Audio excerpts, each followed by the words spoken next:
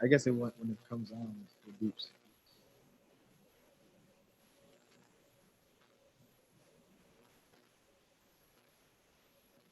Are we supposed to see that?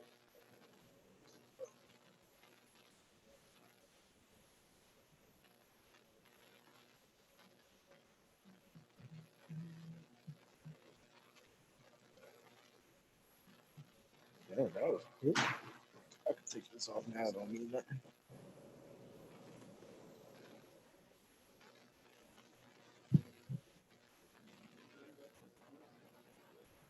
Oh, you did? You got tested? That was your first test, right? What did it feel like? I did it myself, so I don't know. Oh, okay. You did it yourself. You did home. Y'all cool, cool.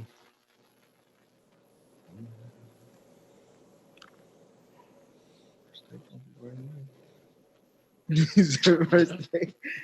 Eventually, we're gonna have to stop it, right? Eventually, just gonna be just a disrespectful motherfucker thinking that nigga, get that damn mask off of my crib. All right. Where's my YouTube channel?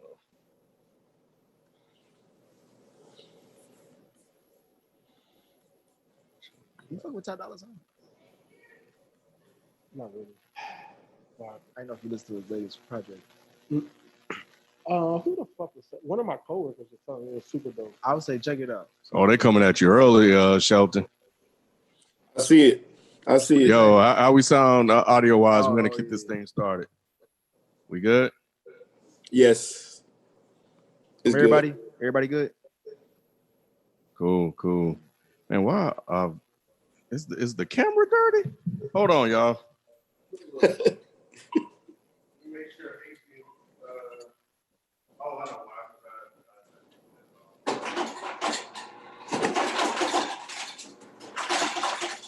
Is that ice? Sheldon always be making him a little martini when he be on his he just put in the thermos thing in his water. Nah, that's my son. I never see my son except when we on air. Sometimes he'll walk past. How you doing, man? You remember me? Yeah, the person that pays for all this. I know, right? It's crazy, boy. They turn teenagers. You don't see them at all. You'll see them walk past every now and again. I'll see him post on Instagram. So you can see that melanin. Put some tape on it earlier. I mean, for a wedding I did. So there you go, FIFO. Anyway. All right. We look like new people. You do. All right. Okay, so we're mask off. We on our future shit. So they were calling y'all out in the chat. Well, I saw a comment said, "Man, y'all playing basketball without mask on and guarding each other." They was playing basketball? You saw the fucking video? Oh shit! Hey, Sheldon got jokes for days. Hey, you got to welcome them back, Kim, because they've been on injured reserve since then. Because they was off last week. I think y'all stayed off on purpose. My mom did ask me that. She said, "Did they stay off on purpose because of their basketball game?" I said, "I think so, Mom." We back. Yeah, we all back. All right. This is a place where sports opinions collide. Dead End Sports. I'm your host, Kenneth B. Ange. Joining me on the show, we got Shelton J. How y'all doing, man? We got FIFO 24/7. What it do? Welcome back. We got Mr. AKA himself, Nicky Duce. AKA it's your boy, AKA I get the dubs. Ain't that right, FIFO? That's it. I'm claiming it because I was on the team. I played shitball, but I was I got the dub. No, you got a couple dubs. I was the James Jones of the crew. No BC 430. That's why I kind of paused when I was about to say FIFO name because I was about to say him, but he's not here. I think he quit on us, y'all. Be like bro, man, from the fifth floor. For real. He come in, make a sandwich and dip. For real. Sometimes be here, but he don't even be here. So it's be gonna be in all the comments talking shit. Yeah. But yeah, as you guys obviously can see, we're here. It's election night. That's a sport within itself, right? It's a race, isn't it? A race? Yeah. Yeah. But we're not gonna let those monkeys stop this show.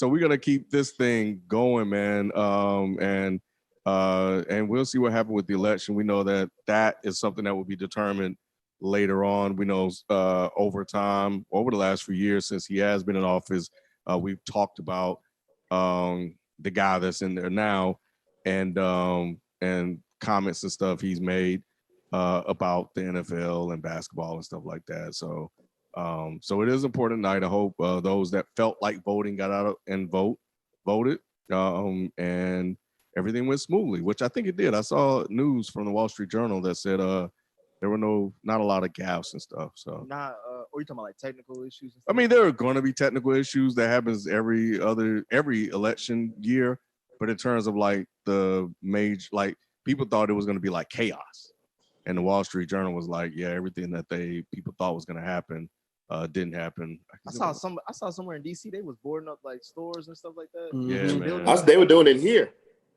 Yep. Down at Target. I don't know where Tiffany was, but she was somewhere, and she posted it on her feed that they were boarding it up. So it's happening everywhere. Yeah, it says, and this is the Wall Street Journal. This was, it says that, I'm just going to read the headline. The subheading: election and law enforcement officials prepared for long lines, protests, and intimidation that largely didn't materialize. So for the most part, I think everything went okay, which is good. But yeah, we're here to talk about what happened this weekend and some news happening in the NBA too, with the start of the league and players sitting out, coach hirings and stuff like that. So let's jump into it. Yeah, let's start with the NBA. Where you at? Well, the first thing really is like we don't have an official start date for the NBA yet. I think it was heavily assumed Christmas Day, let's start again and stuff like that. But it seems like the NBA executives are, I don't know who they're really in-house fighting with, if it's the players or whatever, but it seems like they haven't come up with a decision and they have to make a decision like soon. Otherwise, they have to push all that back to like January or, maybe late January or even February. They want to do Martin Luther King Day. Well, no, I heard they want to do Christmas still because of the players wanted to do MLK. Oh yeah, I think the players want to do or thinking about MLK weekend, which makes sense for them. But I think for the money and the business, like starting on Christmas Day makes a lot of sense as well. Oh, yes. Christmas Day makes a lot of sense because of the business stuff, and obviously that's like the biggest day in the NBA, starting outside of opening night. So, what are y'all thoughts on the scheduling, and then we can get into like the other stuff as far as the new hirings. I understand. Well, I sort of understand. I think it depends on who's talking. So if you are on the Miami Heat team and the Lakers, I understand that's a little soon to be starting for you. Even if you were on the Nuggets and who did the Heat play? He played Boston, I believe. Boston, I get it. But if you them other niggas, bro, come on, man. Bro, but I get what you're saying. Because I was talking to some of my homies about that too, as far as like, I still feel like it's too soon in general, just because it's like we literally just had the finals a month ago. And now you're talking about a month and a half, like, and this is holiday. Like they just got out the bubble. And I don't know what they mean by coming back, as far as like if it's another bubble or if it's just the arenas, but obviously more heavily quarantined and stuff. But if it's another bubble situation, them niggas ain't trying to go back anytime soon. I do agree with that, right? And that's what they need to figure out, like how they're gonna play, limited, arenas, spaced out, et cetera, et cetera. So have they said yes? They just trying to get us. They trying to get a start date to figure all the other shit out. And they're gonna, as we sit here maskless, but they're gonna have cases. They're gonna, cases are inevitable, man. We see it happening throughout the NBA, and we saw it happen, NFL and Major League Baseball. So when you have those many uncontrolled variables, is bound to happen. So they need to get an understanding of that. And really decide how much they're willing to lose on money. I think is a difference of 2 weeks, maybe, between that and Martin Luther King Day. Man, just load manage and start and get your money. That's it. LeBron should, if he don't want to play, come back Martin Luther King Day. Well, if LeBron ain't playing, the league ain't starting. Right. Yeah, they're gonna start. They got why The not? Lakers just won the title. He was the Finals MVP. The opening night starts. They with the still got championship Anthony team. Davis. They still got the If Clippers. LeBron ain't playing, the league ain't starting. Now look. Listen. Oh, go ahead. No, go ahead, Shelton. I was just gonna say I believe they will start around Christmas, and the reason being is Thanksgiving is football, Christmas is known for basketball, and that'd be a great opening day. They did have 4 months off, so they had the time off. It's not like they didn't have an ample amount off anyway, and it's you got to get back in regular rotation at some point. So I think they're just trying to jump back in where they can jump in, as long as it's not the bubble situation. I think you just make it work. It's gonna have to be the bubble. It's gonna have to be the bubble. This is the worst time. This is the worst time of the year to come back, technically, because this is flu season. So why would you open it up again in flu season? It makes no sense. That's what I'm saying. Like, it would have to be the bubble. Because the thing is that the business of basketball must continue. And the first domino in figuring out the business of basketball is a start date. Once you have a start date, then now you can figure out logistics. Are we going to have multiple bubbles? Are we going to have one bubble? Are we going to break down the season into quarters? You know what I'm saying? Like we ball for 3 weeks and then we're off. Like nobody knows. You know what I'm saying? They got to figure that out, but they have to come to, this is when we're starting.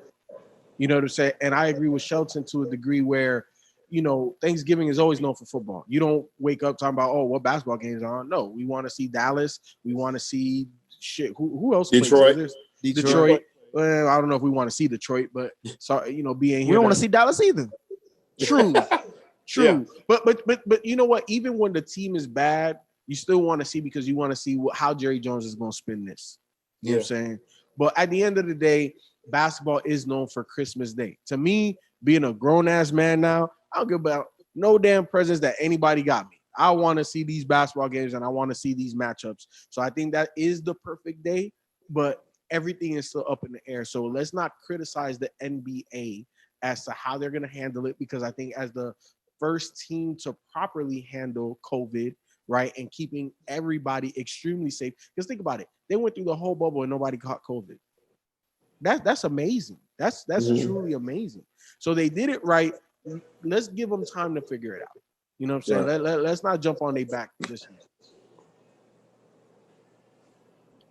In other news, Philly's just been busy this whole offseason. Mm-hmm. Not only did they, hire Doc Rivers as their head coach, not only, the two announcers I'm talking about is Daryl Morey is their president now, and they extended Elton Brand as he's the GM, right? Still, yeah, still the GM. So still the GM. Yeah. So they got Daryl Morey, Elton Brand, and Doc Rivers. 3 niggas that haven't done shit in a long time. Hey man, disrespectful. This is disrespectful, Nick. Hey, listen. I was thinking about that, and I was saying, well, maybe because the Elton Brand thing threw me for a loop. I don't see where he still has a job, but I was thinking maybe this man is just really good at communication. Maybe he's good at, he's a salesman pretty much. Yeah, maybe he has a good player management relationship. Maybe he's good at that point. So they're taking away the responsibility of building a team and giving him the managerial responsibilities of being the liaison. Maybe that's what, because it's got to be more to it than just that, because he built a horrible team. Like he just, I don't know what to call it. That product he put on the floor was just awful. But let's be honest. Elton Brand did a great job of acquiring talent. Maybe not all of the talent didn't work cohesively, but that's partly not his fault. Part of that lies on the coach to make the pieces work. And I think the Al Horford signing is the most head-scratching one to a degree. I still liked it at the time, primarily because we know Joel Embiid's health. You know what I'm saying? And I think that they were kind of banking on being able to play Joel and Al Horford because now he has a 3-point shot. But Al Horford laterally is not quick for some of these fours, for a lot of these fours in the league now. I think young Al Horford maybe, but young Al Horford didn't have the 3-point shot and the ball handling he has now. So, you know, all of that stuff kind of plays against each other. However, let's be honest, like Elton Brand swung the bat when he was supposed to swing. Right. And I talked about it like with Sam Hinkie with all of that talent. At some point in time, he was gonna have to move on from some of it. But for the amount of money he gave him, though, FIFO, he really didn't have to do much. Like, there's not much convincing that you need to give Al Horford. You're gonna give him all that money because who else was gonna give it to him? Nobody. So if that's the case, he would have got signed somewhere. Not for that much. Not for that much. But I give you that. I give you that. No, but same thing with Tobias. He threw all that money out. It's like, and we knew had to though. Tobias is different. Somebody was gonna pay Tobias that money because Tobias was averaging 20 and whatever, and he was one of few players to do that. Plus, he was a stretch 3-4, right? I would have done it, me personally, which you know, hindsight is 20/20, and maybe he knew something internally that I didn't know. I would have really made a push to keep Jimmy. That would have been my whole. But that wasn't his decision. Yeah, that wasn't on him. Jimmy wanted to bounce, and it wasn't Joel Embiid. It wasn't Ben Simmons. It was who was the coach? Brett Brown. Brett Brown was the reason why Jimmy Butler left. Brett Brown was too soft for Jimmy Butler, and Jimmy felt that a soft coach isn't going to get us over the hump, and you already see what they've done with that. However, let's look at what they're working with now. The last time this guy, J. Cole's twin, looked like a damn all-star, who was the head coach? Doc Rivers. But that was a what? Those are the little rascals, bro. That wasn't expecting him to do much. You know what I'm saying? What are we talking about here? But here's the thing. Tobias is best when you don't have to count on him. Tobias is best when. How does that sound, though? Look, listen. This is basketball. Go ahead. All right, I'm gonna go ahead. My bad. Go ahead. What I'm saying is, he's a lot like Chris Middleton, right? When you put the pressure on Chris Middleton, does he perform? No.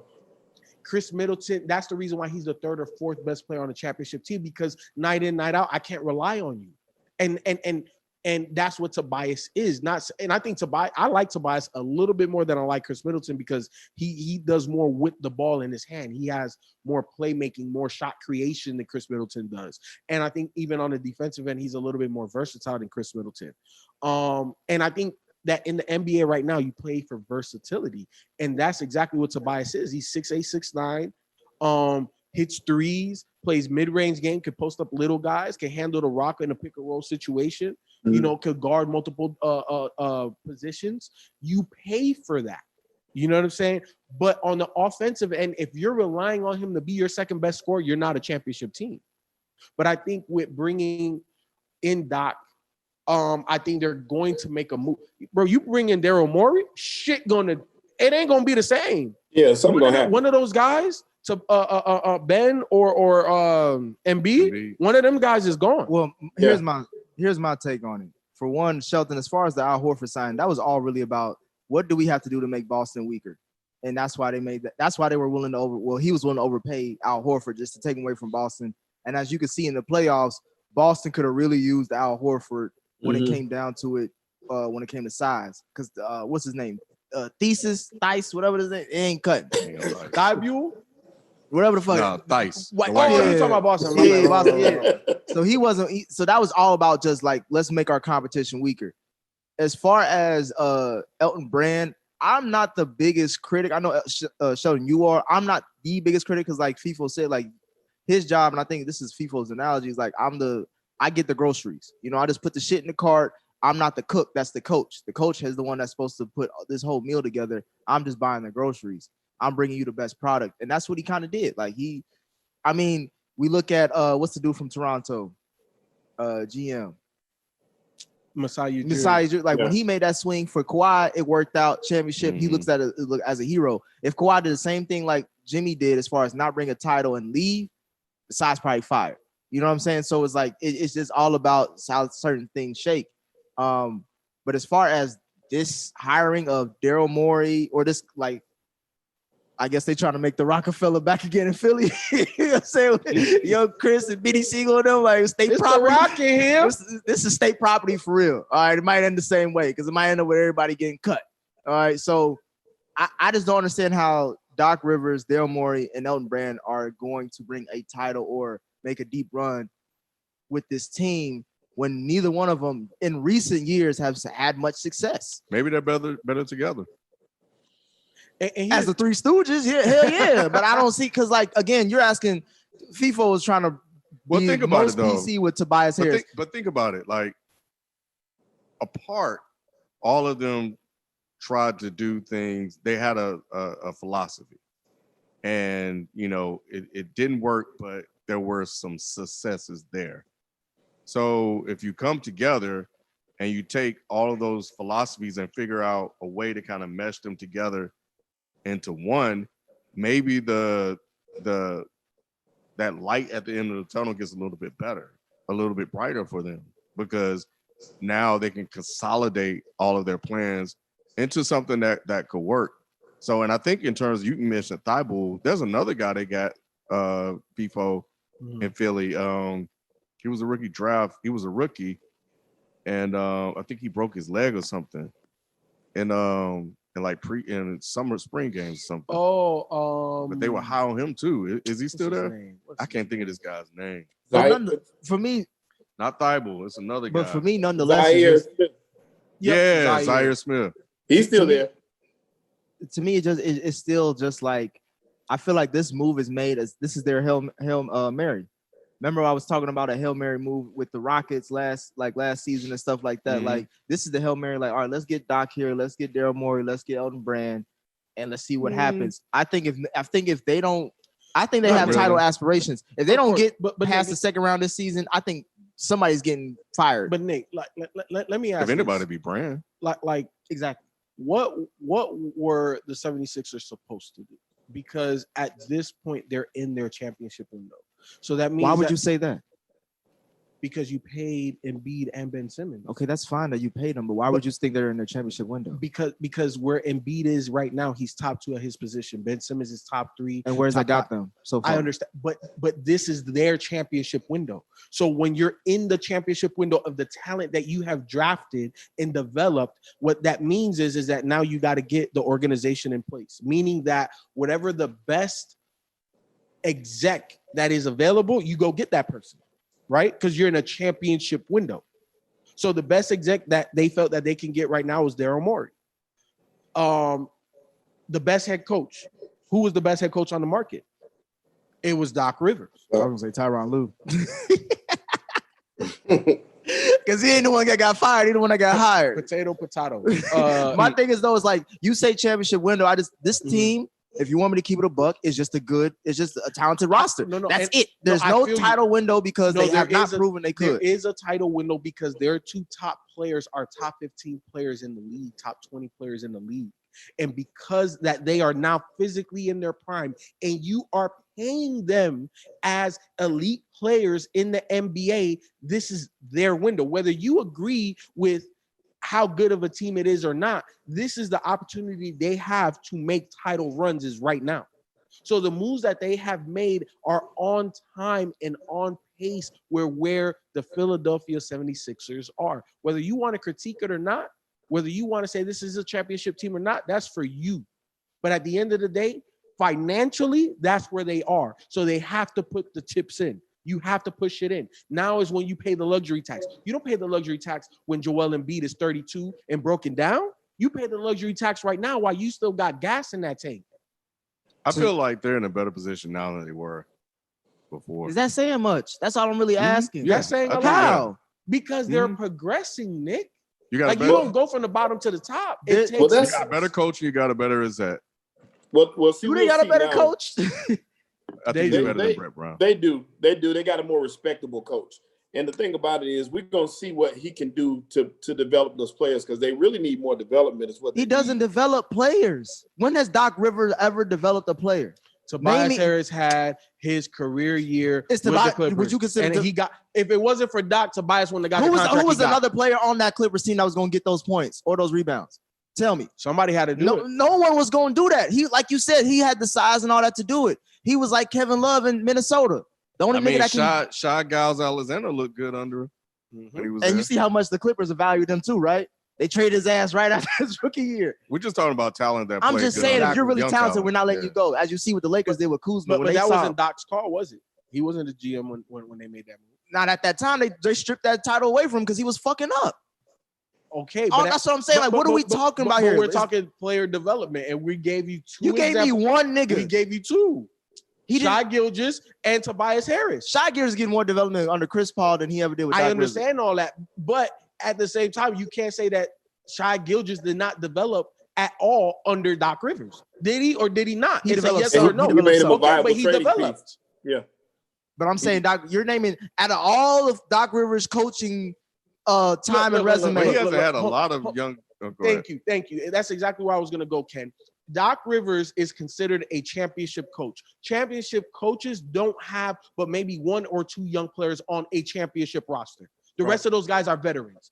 Ain't no developing. It's about putting you in a situation to succeed. That's it. So is in Philadelphia right now, is he developing or is he ready to just win the title? He still has to develop. Okay, so then what are we talking about here again? Again, we gave you multiple. You gave me one or two. Rajon Rondo. You gave me one. Rajon Rondo. Don't act like no, because they clashed. Okay, but that's part of developing. No. Wait, hold on, Nick. You think growth is all fucking roses and daisies and shit, bro? No. I don't. Especially when you're talking about a point guard as heady as Rajon Rondo and a fucking NBA guard that was Doc Rivers that's now a head coach. Of course, you're gonna clash. Some of the greatest. Point guards and head coaches always clash. Magic Johnson didn't always see the same shit Pat Riley did. Okay, but Pat Riley definitely helped develop Magic Johnson. I look at Rondo and Doc's relationship like Mike Brown and LeBron James. Well, we're talking. It ain't that much development. It's more about personal management. You're talking about the relationship, not the development. I'm just saying I'm saying that's the development. Like he didn't develop, and it was about personality management. That's what y'all said is Doc Rivers' best quality. That's what Sheldon just said. Is like his best. Rajon Rondo is a good example. Like. Because he was a rookie, first, second, rookie. Yeah. But that was their title when he was drafted. He was drafted a year before that big 3 trade, right? And they were ready to win now. It wasn't really about race. They just put Rondo in the. Hold on. Don't discredit the whole Rondo Doc Rivers thing because at the end of the day, you had Ray Allen, catch and shooter extraordinaire. You had Paul Pierce, a one-on-one player. You had KG, a great team player, team defender, but offensively, yes, he was unselfish, but you had to feature him. Rondo is a natural pass first point guard. But peep this though, Nick.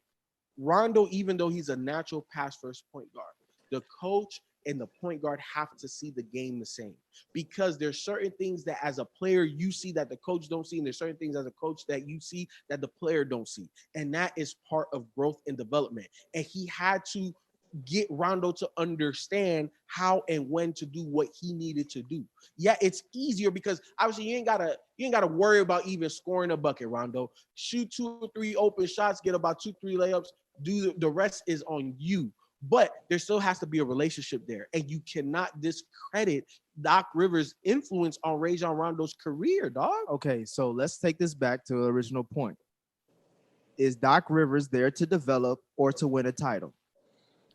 I think both. You can't do both. You can't do both. Yes, you can. You cannot do both. Yes, you can. Not with this roster. Not with Why this. not? Because like you always like to say, FIFA, what's one of your favorite words? I know you got a lot of them. What is it? Context, right? The context of the situation is we need to win something now. Because we got to justify, like you said, this fucking pay the salary cap for how much we spend, and we're even going into the luxury tax. We don't have that much time. Boston is getting better year by year. Toronto's still on our ass. They're the ones that just recently won the title in the East. Milwaukee's still there. Like we don't have what time do we have to develop? Let me ask you something. You developed throughout the season. Is Jaylen Brown still developing? Yes. Is Jason Tatum not still developing? Yes. Becoming more of a. Are they not a championship contender? Not the favorite, but they could compete. They can go there and they could push any team 6-7 games. Okay. Why is Philly different? Because Philly's not in that position. Philly is in that position. Their 2 best players are young players. Have they been out the second round? Have they progressed as a team over the last 3 years? I'm just asking you a question. That's why you're bringing in a championship coach. Because with Boston, when you're talking about developing, I've seen them progress. Philly has literally been at a standstill. That's why they fired their coach. That's why they're damn near about to fire. I thought they were gonna fire Elton Brand, but they still can let his ass go. They have been they talked about the process. That was their development.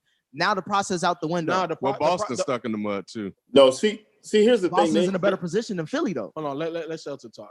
Here's the thing. They are the reason why I say both though, Nick, is because they're good enough. They have enough talent to get over the hump with the right person. We're gonna be able to see what Doc really is with this team, unlike others, because like we said, all before he dealt with experienced teams. And in y'all's defense, it could have been his thing with Boston with Rondo could have been the big three helping him develop Rondo. So it might not have been Doc, you know what I'm saying? But we'll find out now what Doc is made of, because all we got to do is look no further than Ben Simmons. That's the key. If he can develop some sort of shot for Ben Simmons and kind of round out his game a little bit more, then Doc has done his job. That's really what it is. And I'm just saying, I've never seen Doc do that for a player. Blake Griffin. And maybe Blake Griffin. He did with Blake Griffin. Too.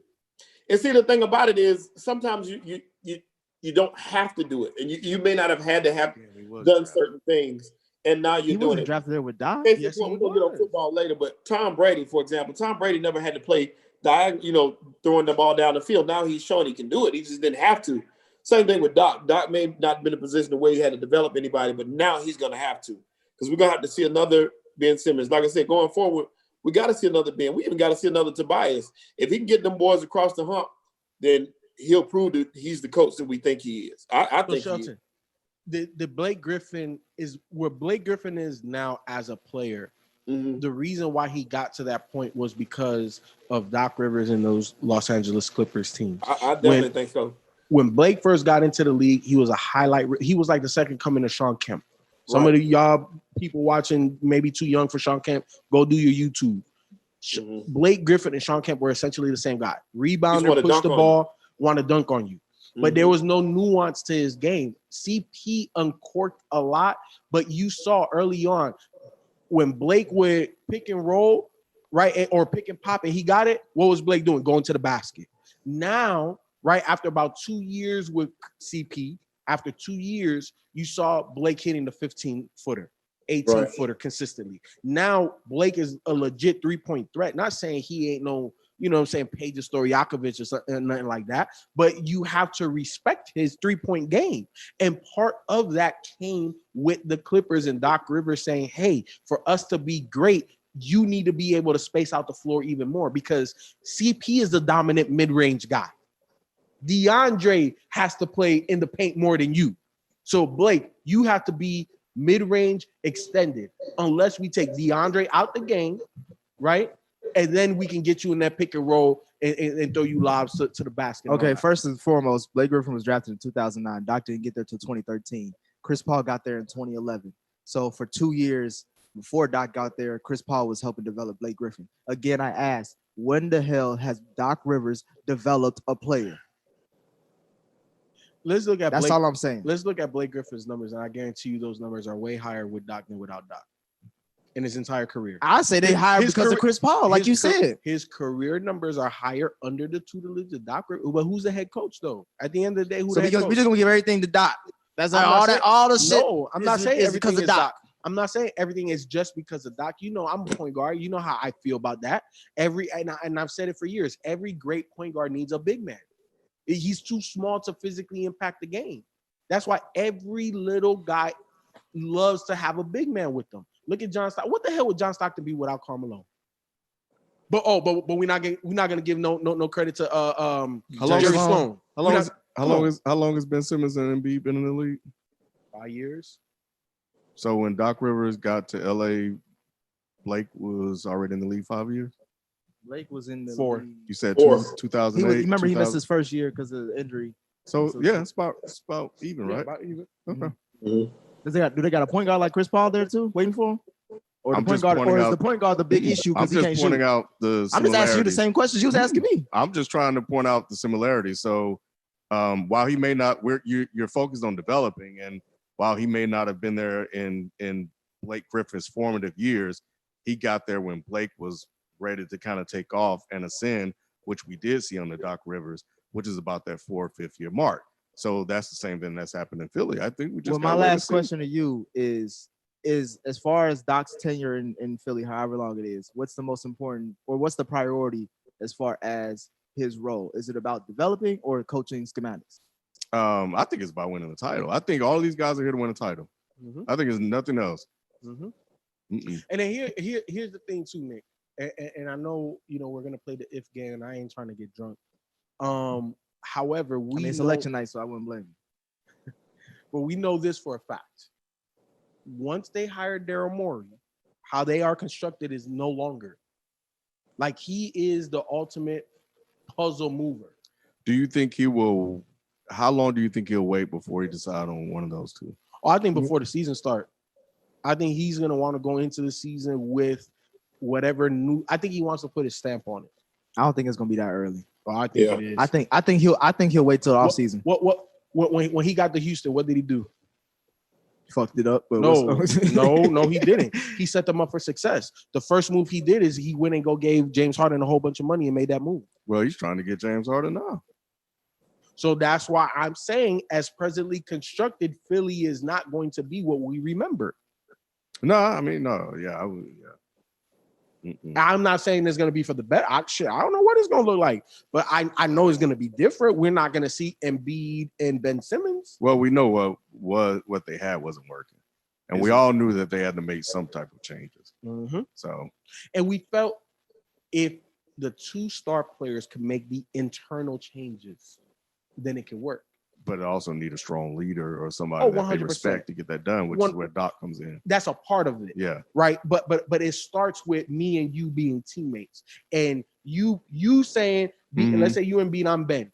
You saying, hey, Ben, bro, shoot the fucking ball. But I think Doc can help with that. 100. And also I think even if I'm Embiid or I'm Ben Simmons or I'm both, I'm looking at, okay, I know what Doc has done. I also know his failures. I'm looking at Daryl Morey, and I also know how they managed to compete in ways that we weren't able to compete. I know the failures of that too. But I know that there were some successes that they can bring in and hopefully help mold and cultivate this culture to take what we already have talent-wise and push it over the top. I think that's the mindset I would This have. whole experience is about how Doc can get his groove back. That's all it is. This should have been the title of the show. Hey, I agree, Nick. This is all about. This is a second marriage. It is. This is when you get remarried at 45. I don't blame him. If they call me and I got Ben Simmons and Embiid, you damn right. I'm taking that gig. Yeah, I'm taking My that. thing is like he literally thought about retiring until he got that call. Hey, that's a horrible mindset to go into any situation. No, because here's the thing though, Nick. Like, if you ready to throw your laces up on the barbed wire or whatever. Because here's the thing, like, you get to a certain point in your career, especially in professional sports, that there's only certain teams that make sense, right? Like Doc isn't gonna go to no rebuild. He didn't want to rebuild Boston. Like he wouldn't go to Chicago. What the fuck is Chicago playing for? You know what I'm saying? Like, he has to go to a place that makes sense, that they are competing, even if it means a little bit of tweaking, even if it means a little bit of developing, even though it means a little bit of that, because that's part of coaching. But Philly is a title contender. I'm not saying they're the favorite, but they can compete. And a coach of Doc's ilk, that's what he's going to look for. And if there isn't that, and obviously there's only a handful of teams that can legitimately win the championship or are even considered title contenders. If one of those teams don't come calling, why am I going to coach? For what? I got my chips. All I'm trying to do is get more of them. He got a chip and he barely got that.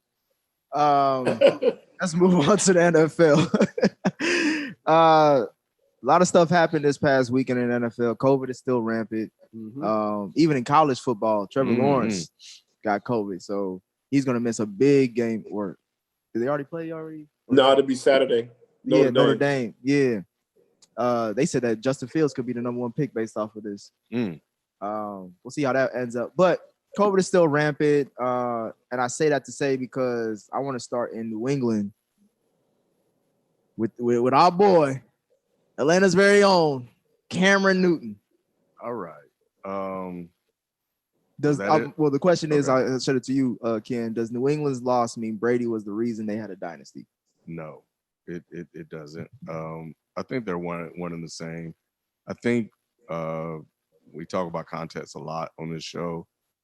And I thought about this.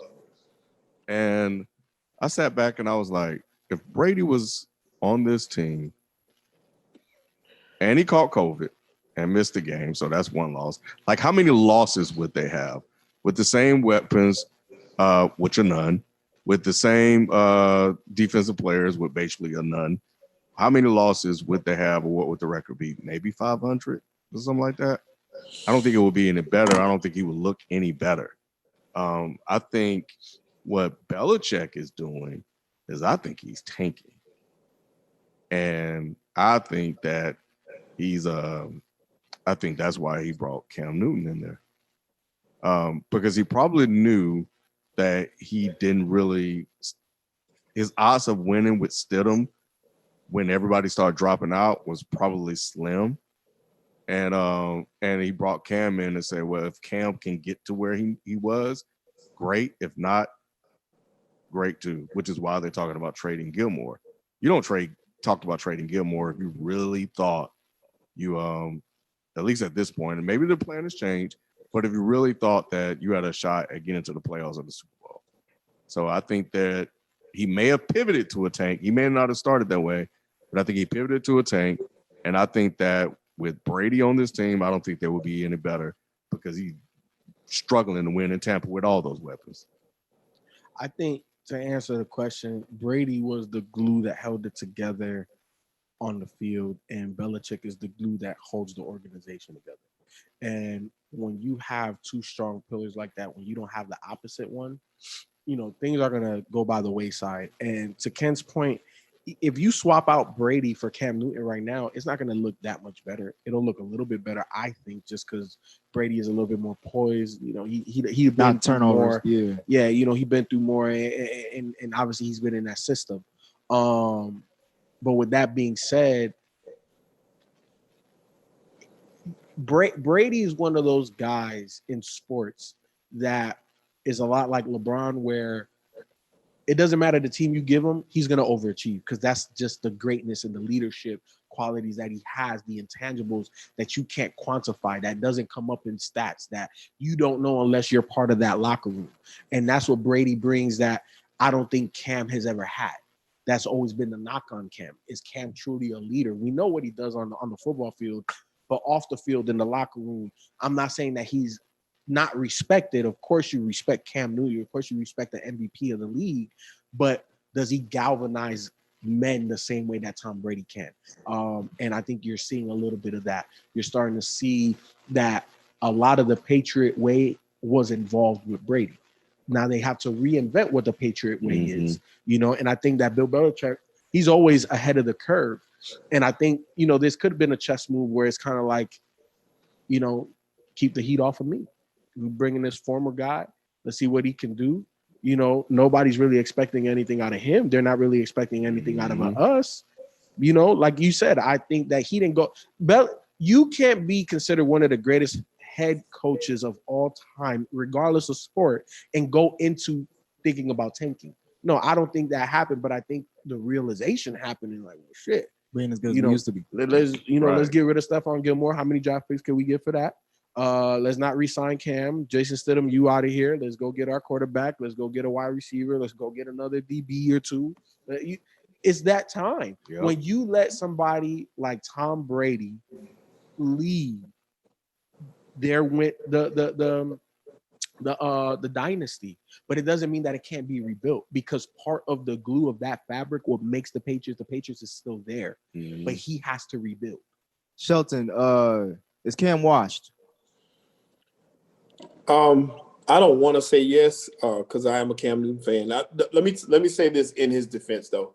He be biased as hell, boy. I am biased. I ain't gonna and lie. he always got a whole spiel. I asked you one question: is he washed? Yes or no? Shelton, damn. Answer the question. Seriously though, seriously. I really don't know. He doesn't look good. He doesn't. I would have loved to have seen Cam have a full off season. I would have loved to have seen him not get COVID and seen where this would have went. Because if you remember in the beginning, he was never throwing the ball all over the place, but he was winning games at first.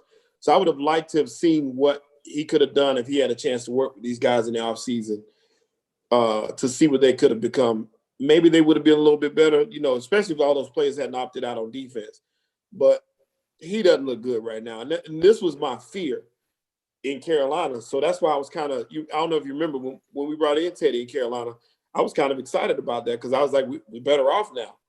But I still don't, I would love to, I would love to see what he had with a year. Well, like I said, with a full offseason under his belt and completely healthy, I would like to see if he could get it done. I think he's almost done. I just don't think he's quite done yet. But I was afraid for him. You already answered the question by saying I felt better with Teddy Bridgewater. Yep, I did. And to answer that question, Nick, I think Cam is washed. And I don't FIFO.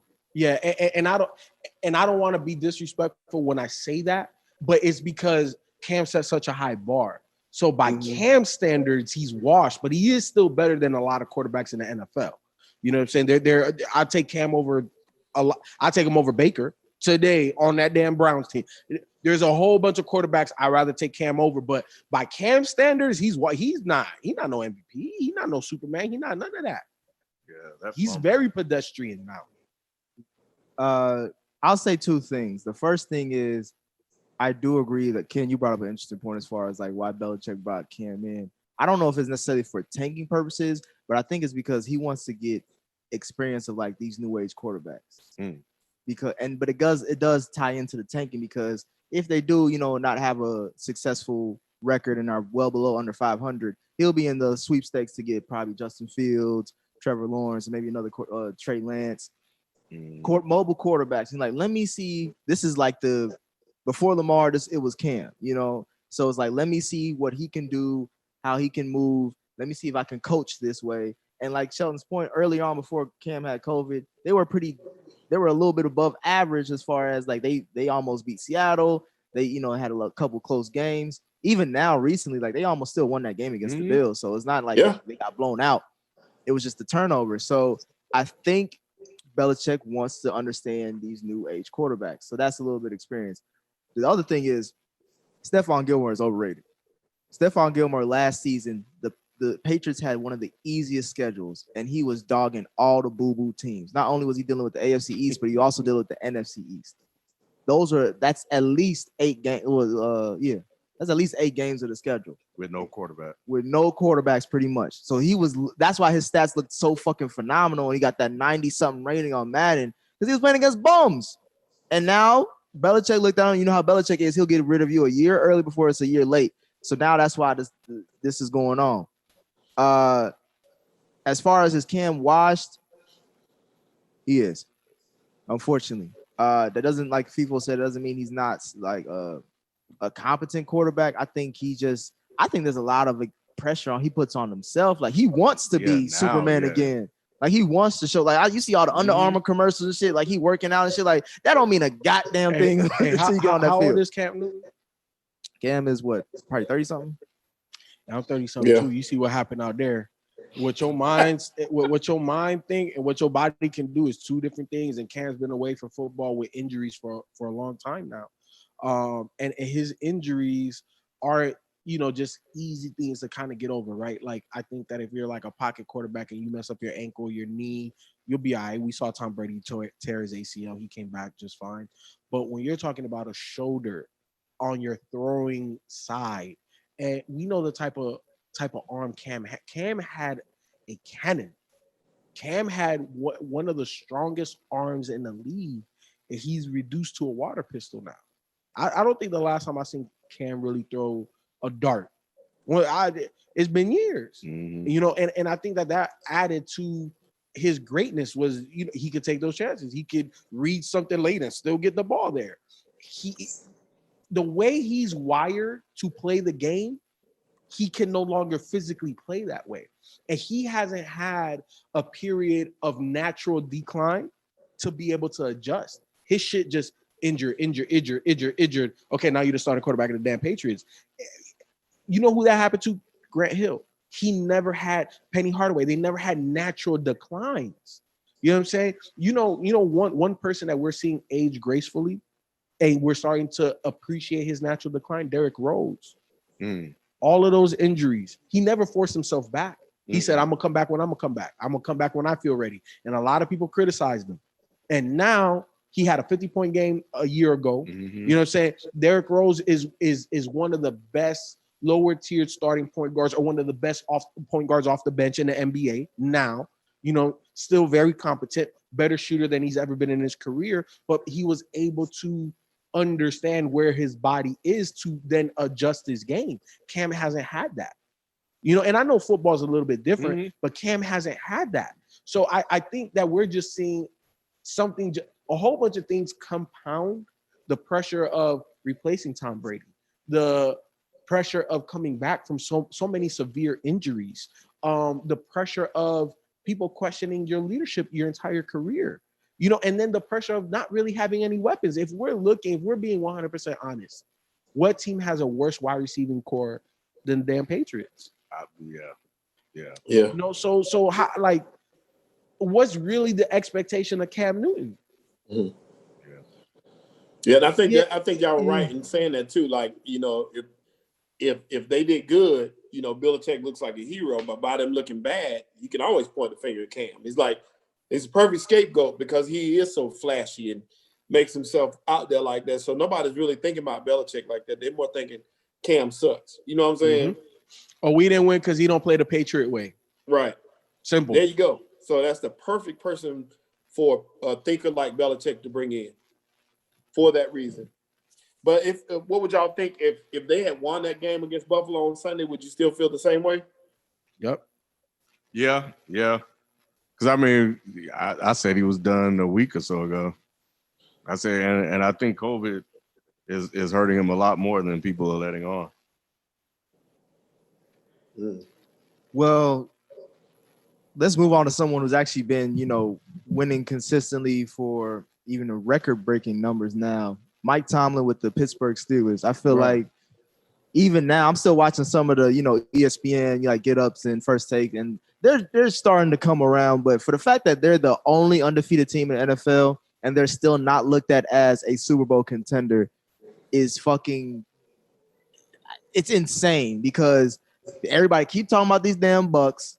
They keep trying to mention, you know, Russell Wilson and of course you got Patty because they're the champs, the reigning champs. But the fact that they are the only ones that hold the undefeated record and they went against the Titans, they went against the Ravens, you know, their schedule is a lot more easier now moving forward. But still, I feel like they've proven themselves, at least his consistency. Two tough opponents. And I think part of the reason why the Steelers aren't getting their just due, and I don't think it's right. Like, they're undefeated and they do have 2 quality wins. We still look at them and have questions, especially offensively. Claypool came out of damn nowhere, so nobody expected. They talking about Claypool like he could be the next one. But have you seen him? I didn't know he was that stature. I didn't know he was that damn big either. And there's certain wide receivers, when you see them catch the ball, they snatch it. Like it's like the ball can have all the velocity and it's dead stop and it's right here. Like you just see it. He's one of those guys. Like the ball's there, he's just gonna snatch it. So I think Claypool was a question. We know Juju is a gadget type guy. And remember we was watching part of the game and I was like, I love Ebron for them. Like I think that opened up a lot. He got to start like he need to be more consistent with his catch. True, but he's an athletic freak. He's an athletic freak, and they haven't had a tight end like that in a while. You know, say in Pittsburgh, the O-line is still relatively suspect, and the biggest question mark offensively is Ben Roethlisberger outside of the run game because John Connor hasn't really been on. So they got to still figure that out. And obviously they're doing running back by committee, but the question is still around Ben Roethlisberger. Obviously he's super experienced. He's showing that poise. He's showing I've been in this AFC North and I am the king of the fucking North. You know what I'm saying? Ken, FIFA, that begs your point too about aging gracefully. Ben is aging gracefully. That's exactly. He's playing within himself. He's playing within himself. 100%. 100%. Another one. That defense is legit. That can't nobody question that defense. Outside of that Baltimore game, they shut everybody down running the ball. But we know Baltimore is a different beast. But they're still like, how legit does it feel? Like, do they feel legit? And again, I think that they should definitely get more media attention. Obviously, we're talking about them in a positive light. But does do the Steelers really scare you? Do you feel like they are a legit Super Bowl winner or contender? Because I don't think that they can get past Kansas City, and I don't think that they can get personally. I don't think they can beat the Ravens again, especially come playoff time. If you look at them stats, time of possession, the Ravens possessed the ball. I want to say it was like 12 or 13 minutes more than but that was Pittsburgh also did. because of turnovers, though. And I get that. So again, if Baltimore didn't have their turnovers, just looking at the stats, the time of possession, the rushing, the everything. Yeah, but that's a big if. Like obviously, if Lamar doesn't, pump fake 6 times and get stripped, if he doesn't throw a pick 6, like those are a lot of ifs. But that's based off the defense. That's the pressure that they're putting in. That's the limited offense that you see of Baltimore. And we'll get to Baltimore, but the offense didn't look too limited. The offense just looked like that. We were turning the ball. They lost the game on turnovers. They didn't lose the game because of strategy. Yeah, I didn't know they had a 17-7 lead. Yeah, they did. And Ken Willie Snead played really good too. I thought about you and started to text you when it was going on. Yeah, until they lost. Yeah. My thing is, Ken, could you argue that the Steelers are the best team in the AFC? Hell no. Hell no. Everybody know I'm pro brother on this show. No, you ain't. If you start out a sentence like that, you ain't, Ken. You ain't. All right.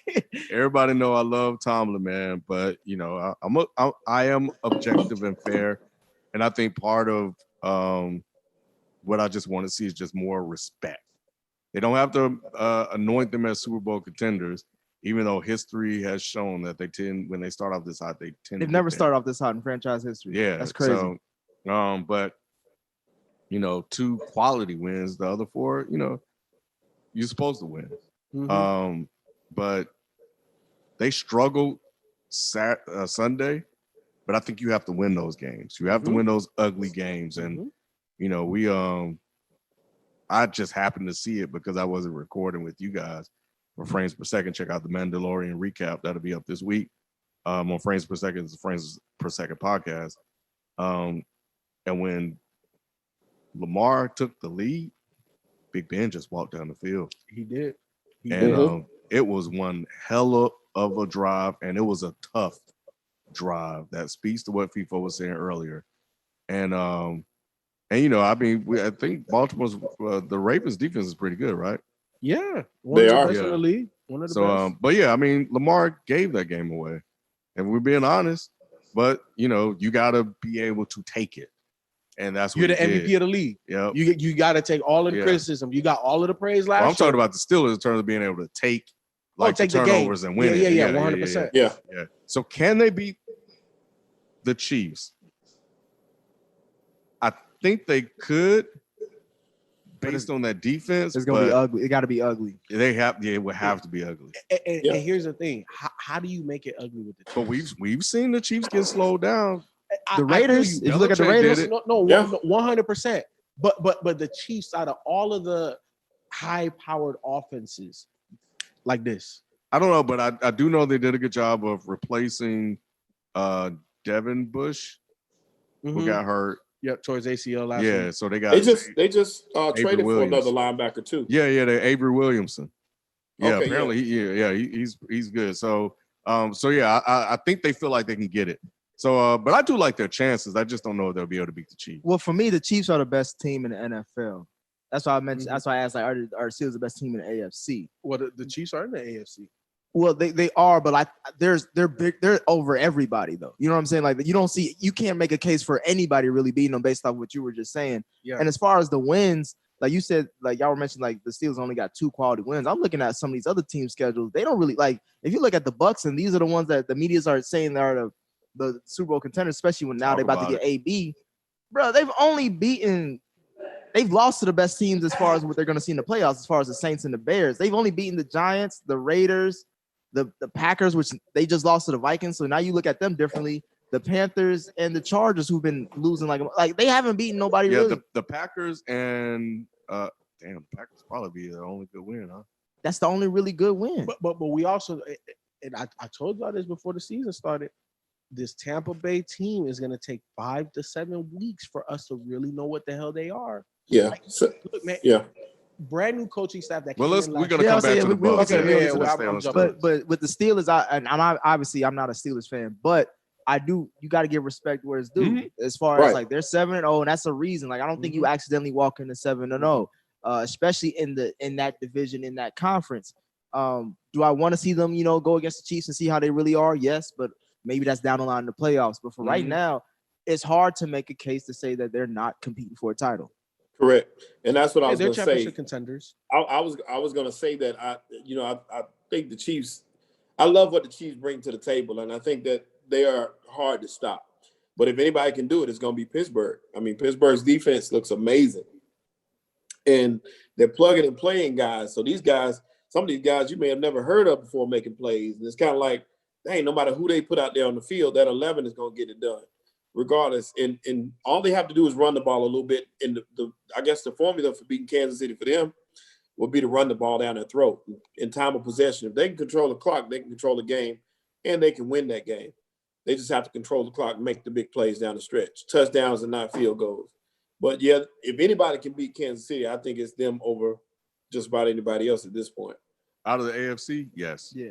Mm-hmm. They got they match up the best. Right. Moving on to another brother. I hope you got some better words to say for him. Anthony Lynn. Done. Earlier today, I was reading an article on The Athletic, and I think the title was, "Is Anthony Lynn the right coach for the Chargers?" And I read the article, but I was more interested. I like the Athletic as far as the comments. And I was hoping to see some glimmer of hope, like somebody fighting for like, nah, Lynn is out, like it's COVID and all this stuff. There's a lot of stuff going on. Give him another shot. They was killing them. And these are the fans. These are diehard Chargers fans. You know you got to be a diehard Chargers fan to be a Chargers fan, period. Because don't nobody really give a fuck about him. Man, they were like, this nigga need to go. He done. Right. He done, man. Because you can't lose in the way that he's lost.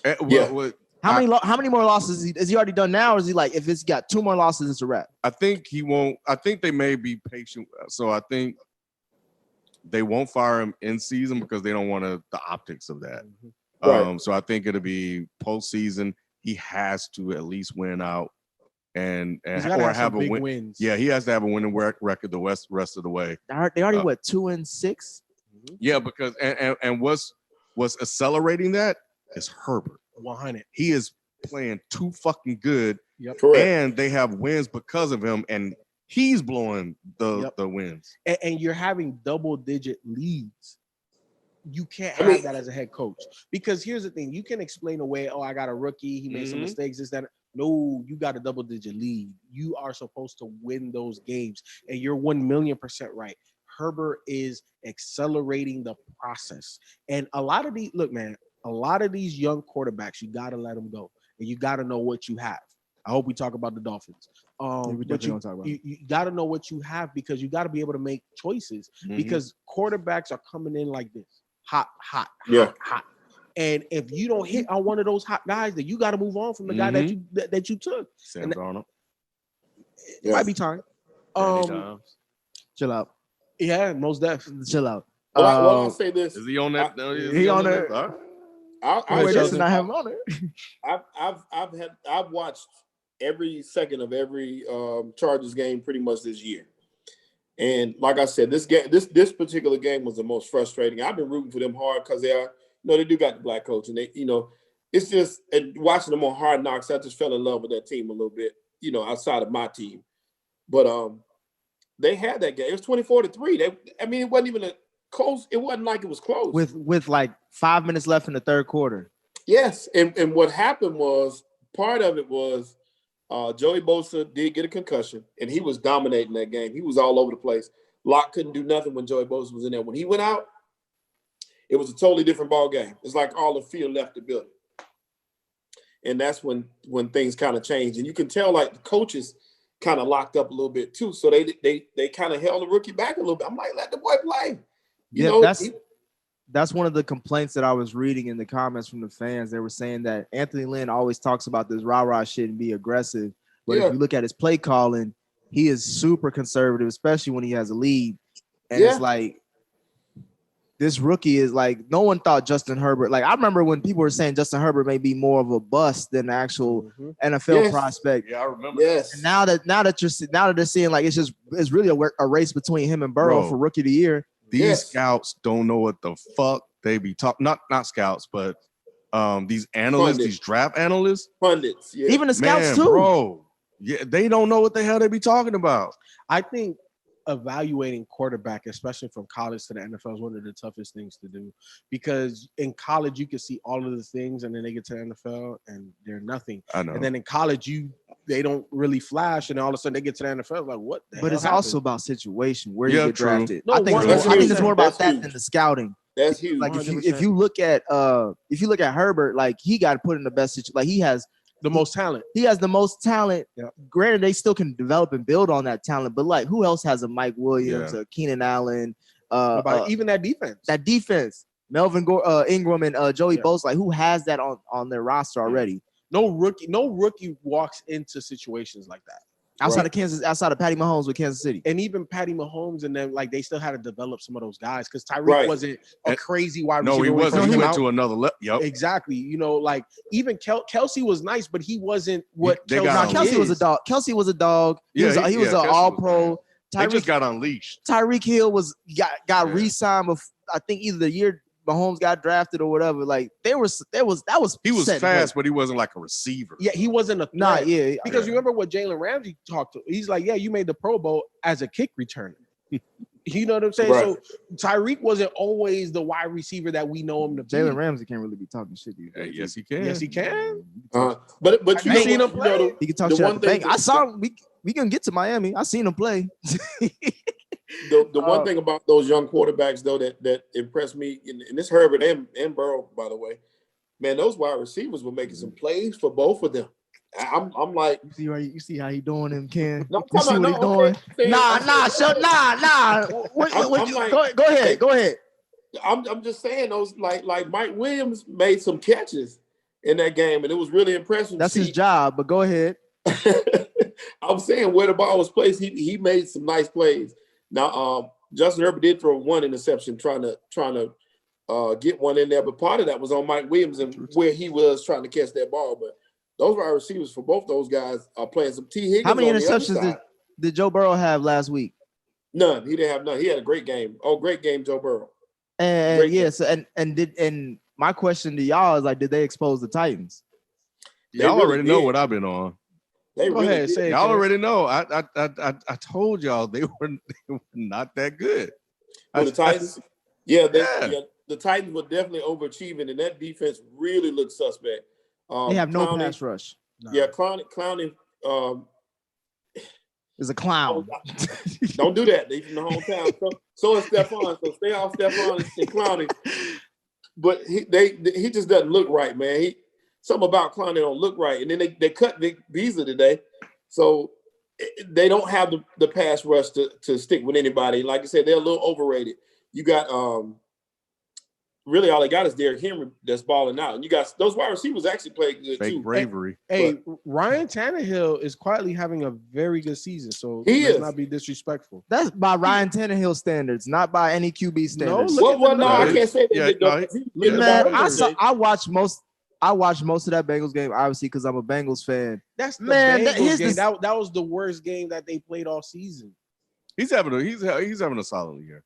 By Ryan Tannehill standards, yeah. But he's still Ryan Tannehill. He is still but he's having a good year. They're not losing because of him. They're winning, right, exactly. They're winning because of Derrick Henry, and Tannehill just got to make the smart decision. Did they cut Jonathan Joseph too? Did they? I don't know if they did. Jonathan Joseph's from Rock Hill too, by the way. Jonathan Joseph. I fuck with Jonathan Joseph. He was drafted by the Bengals. I fuck with him too, but his days has been gone. Yeah, all those guys from the crib, but ain't none of them look good. And that's the thing. what people don't realize is that Tennessee is built of players who used to be good. Yeah. What's his name? Butler from the Patriots. Malcolm Butler. Yeah. Jonathan Joseph. The only Beasley. legit dog that they got is Kevin Baird, their safety. Outside of that is because the Bengals have been getting decimated. Their offensive line been getting exposed by everybody in the league but the Titans. Bengals offensive line looked phenomenal on Sunday. They really did. Maybe those replacement guys are better than the guys that got hurt. I think so, man. I think they had a great game. Much better? But one of those plays, and this coming from me, one of those plays was all Joe Burrow. because they were chasing them around like a Benny Hill show. I was looking at them dudes like, what are y'all doing? I mean, he was coming at you, Shelton. They need to hear it. They say you the got to truth. give it up, man. It's the truth. No, I still stand by what I say. The man. Nah, you can't because the stats don't prove it, bro. Do you know that Joe Burrow, from entering the league till now, is like top 3 in as far as pro football focus in deep balls? And I remember one of your criticism was that this nigga don't throw deep. Did you see that pass he threw to Higgins? Don't throw past 5 yards. 5 yards. You see that pass he threw to T. Higgins in the middle of traffic where he only could get the ball and T. Higgins did a toe tap? Come on, bro. Yeah, T. Higgins looks like a star right now, too, by the way. That's basically who I was talking about. T. Higgins is making catches all over the field. He has to get the ball. Somebody got to give him the ball, Sheldon. So is everybody except Burrow? Does T. Higgins throw the ball himself? I told you. That's what I just said. Man, Burrow had a hell of a game. He was all over the place. He was making the boys look bad. He don't even want to do it. And the compliment I'm make you telling itch. the truth. The man had a hell of a game. He's a pro. He better have a hell of a game at some point. This was his game. And he played great. He played great. He's been playing great all season, Sheldon. He's got 11 touchdowns and 5 interceptions. We're not going to do that, man. Y'all not going to say that man been playing great all season. He's had some good games, but he's not been great. He has not been the reason. That game, he was great. He has not been the reason the Bengals have lost. If anything, I could argue the Bengals could be more 5-2 than what their record is based off of the, how things shake in the NFL, but their record is their record. But nonetheless, Burrow is gonna be a dog. Burrow gonna be nice, bro. Man, I can't wait till we got to get that offensive line right. I think we're gonna be good. Man. We're gonna be here. We're gonna be here, Shelton. All season long. They just can't Andrew Luck him. Please don't Andrew Luck this man. Nah, I hope not. That can't happen. All right. Green Bay.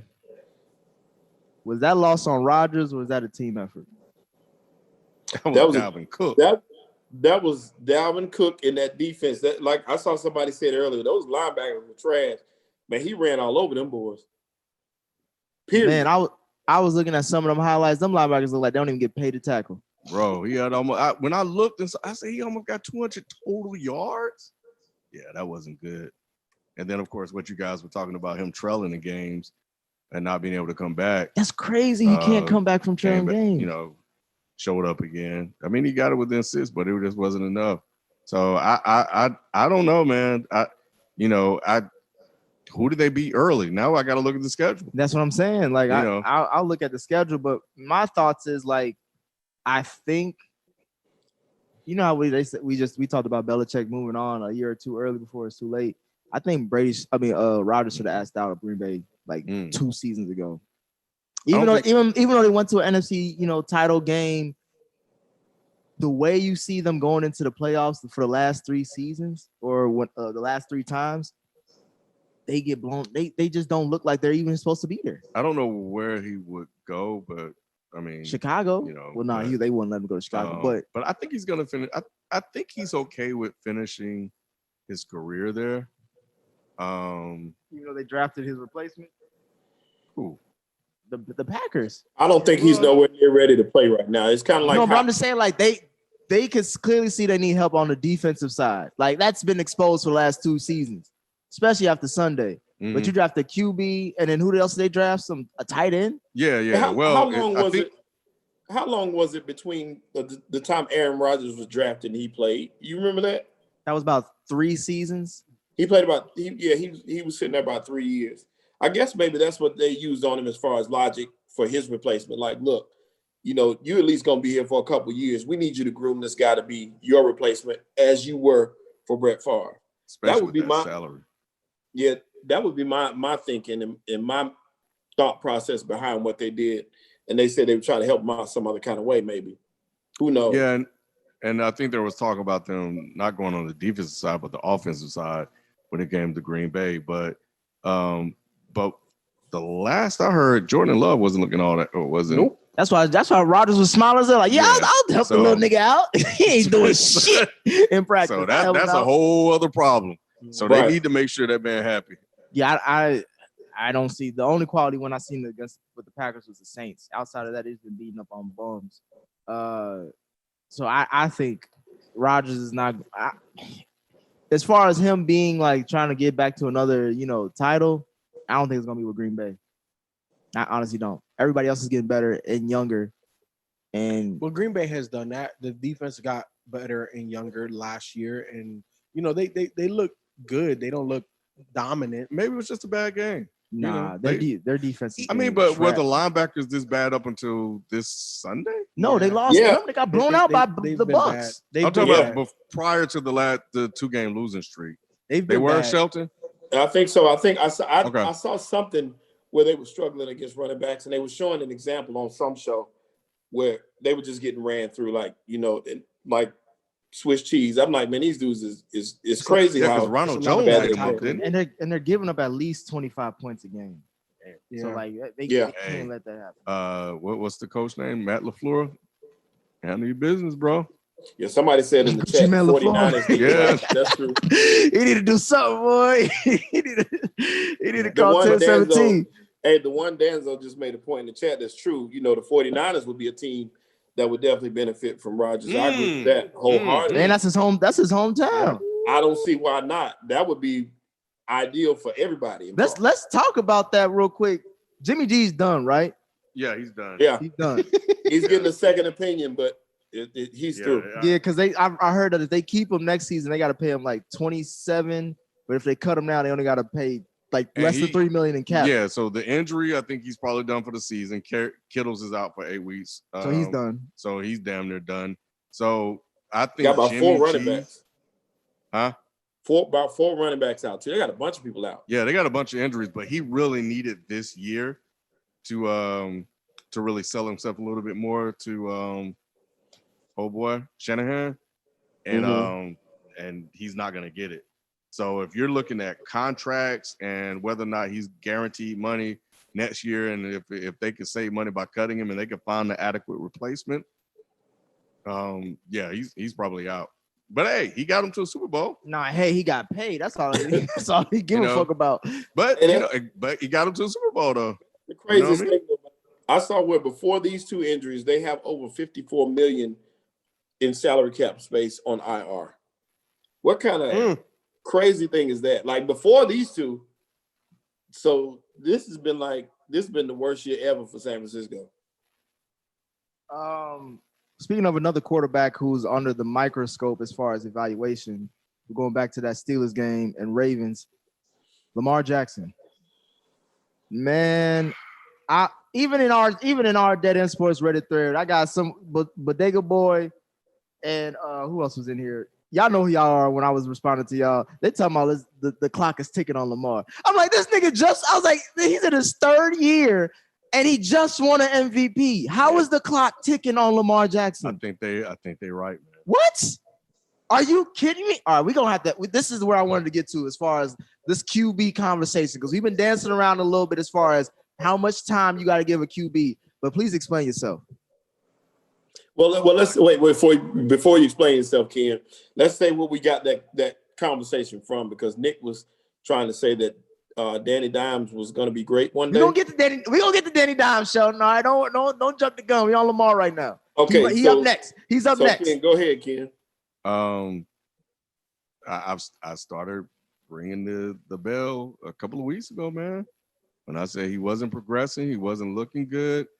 I looked a lot at Harbaugh, and I'm still gonna hold a high percentage of that to Harbaugh, but there may be a reason Harbaugh is not letting him loose.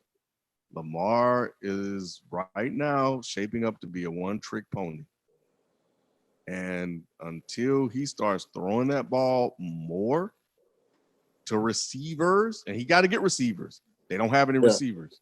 Right. And the scheme isn't good. And I think the offensive coordinator has been blamed for a lot of that too. But he will be used as an example of why you can't have quarterbacks that can't throw the ball. And I think that he's probably going to have one more year. He's done. That is, I'm going to take a Stephen A take. That's asinine, 10, 11. Are you kidding me? Absolutely. MVP of less than 14 months ago? Look at what happened to Cam. He ain't Cam. Cam was an MVP. Cam took a beating. That's why he was injured. Lamar is smarter than that. Cam never got back to the MVP. Who is Lamar's number one wide receiver right now? If you sneeze, you'll say his name. Bro, he ain't got no. That's what I'm saying. Like, Well, Willie Snead. It's 95% John Harbaugh. You said he's a one-trick pony. Well, who the hell teaching him the tricks? All right, It's the damn coach. They're not letting him. Even Kyle, 12 Kyle, shout out to him in his podcast. He was even saying in our chat, bro, they even letting Danny Dimes open up the playbook and do more with no huddle and shit. They not doing that shit with LeBron. I agree with with Lamar. We like it's the coach. Remember, and I'm using this as an example. What's his name? With the Rams before Sean McVay got there. McGough. I mean, not McGough. You know what I'm talking about? Jeff Fisher. Jeff Fisher versus Sean McVay with the same QB, night and fucking day. No, I'm not saying John Harbaugh is Jeff Fisher, but his time has passed in Baltimore. But it's not John Harbaugh. That OC is the same OC that they used in San Fran with his brother when they had Colin Kaepernick, and we saw the limitations after 2 seasons that offense has once the rest of the NFL has tape on it, no matter the athlete that you have at quarterback. And you have to evolve that offense, because when you stay stagnant the way that they have and you don't develop any wrinkles, I done seen that. And also I was listening to Colin and he pointed out something that Tomlin was saying, that we respect him but don't fear him. Exactly. How many teams at this point with this much tape on Lamar don't scare you no more? Yeah, he might run and bust out a couple of, but he don't scare us. Yeah, you know what I'm saying? That defense is good, the team is good, but Lamar himself outside of his legs does not scare us. You know what Lamar reminds me of? I was thinking about this after Sunday. You gonna say he need a black Tebow? Remember the Wildcat? Remember the Wildcat with Ronnie Brown? Yep. Remember that shit hit the league and Ricky Williams, and it was lighting people up. They caught up with that shit. It was a wrap. It's never the same. But he ain't no Wildcat, man. No, but what FIFO said is when the tape, they got tape on it. That's what I'm saying. That it's not Harbaugh. That's not Harbaugh's system, right? Yeah, it's Greg Roman, I think. Exactly. Harbaugh is an overseer, is a general manager of daily football operations, which the greatest head coaches, that's what they do. They have a little bit of input here and there. They have their expertise, whether they're offense or defense or whatever they have you, but they are overseers. The offense, they brought in this offensive coordinator because of the talents of Lamar Jackson. They maximize the talent. They put him in position to win, but they have not put him in position to develop past where he was last year. So you're saying let go of Greg, replace him with someone else? Or because to me it's just like I don't want to lose Greg because I like I gotta let him go. I don't want to lose Greg. I'm not saying Greg doesn't need to be, have us talking to, but to me, Eric Bieniemy with a Greg Roman, I think would be a perfect marriage. With Greg, though, because it's his offense. Exactly. Yeah. You don't have to get rid of which one is it? Jim? John. Jim is in Michigan. Yeah. You don't have to get rid of John because John has had more success than any other Baltimore Raven head coach ever. And he's in that same category as a Bill Belichick, as a Sean Payton, where I think he should leave on his own term. Who are you going to replace him with? Eric Bieniemy. Nah. Look. John Harbaugh is one of the best overseers of football in the NFL. The offense is not necessary. Remember what John Harbaugh started out as, right? Yeah, special teams coach. Special teams coach. Wow. So he's great at what he does, but that offense needs more wrinkles. And here's the thing, from year to year, it needs to evolve. And if the head coach shouldn't have to tell me, the offensive coordinator, I got to evolve our shit. That should be on you. That is your job to proactively move us in a forward direction. And Greg Roman has not done that. So to me, he is the first person that you have to move on from. Yep. And then you get the Harbaugh. To me, Lamar is the last person that needs to be criticized for this Baltimore offense. Lamar is executing the game plan. Because no. Come on, Nick. Against the Steelers, there was one play that I saw highlighted on some sports show where they were running it was a shallow route combination flowing from right to left, and they had somebody shallow and they had somebody intermediate. And there was a linebacker that it was TJ Watt that went back into coverage and he played two receivers. Lamar tried to put it over him. He should have just took the shallow person. So it's decision making on Lamar Jackson's aspect as well. And I 100% agree. They don't have a number one. They have wide receivers because they got more wide receivers. They don't than have the a damn number Eagles. 3 wide receiver, bro. But they have better wide receivers than the damn Eagles. They got better wide receivers than the damn Patriots. That's not saying much. But You're a when better wide receiver than the damn Eagles. No, hell no, I'm not. Hell no, I'm not. But with that being said, though, they have speed on the outside. You know what I'm saying? They have tight ends that they can throw to, and they've shown a propensity to be able to target tight ends and exploit seams in defenses. All I'm saying is that Lamar needs to be better with his decision making. His decision making has taken a step back in the passing game. Yes, they need to unleash it a little bit more. They need to give him more options in terms of route combinations and things like that, because we know that what teams are going to try, they're going to stack the box. You got to go over the top on that. Like, it has to be a legitimate threat. And their passing game is not a legitimate threat. And that is on Lamar. I see it as it's hindering Lamar's growth. Yeah, He is still a young QB. Why are we acting like Lamar Jackson been in the league for like 6 years? Because you know what? Like you said, he won the MVP. And then when you compare it to his contemporaries, what are they doing? You're always going to be compared to the people that are in your same group. Who is his contemporary? You already know. You talking about just Patty? Mahomes. Okay, and that's who, the main and one. does he not have the best offensive coordinator in the game right now? I understand that, but he also doesn't have Pat Mahomes' decision making. 21 touchdowns. 2 of the best offensive coordinators in the game. 21 touchdowns, 1 interception. That is more than just scheme. That is a lot of decision making, bro. But a lot of it, man, is separation with those wide like receivers. Those guys aren't getting open, man. Hollywood ain't getting open.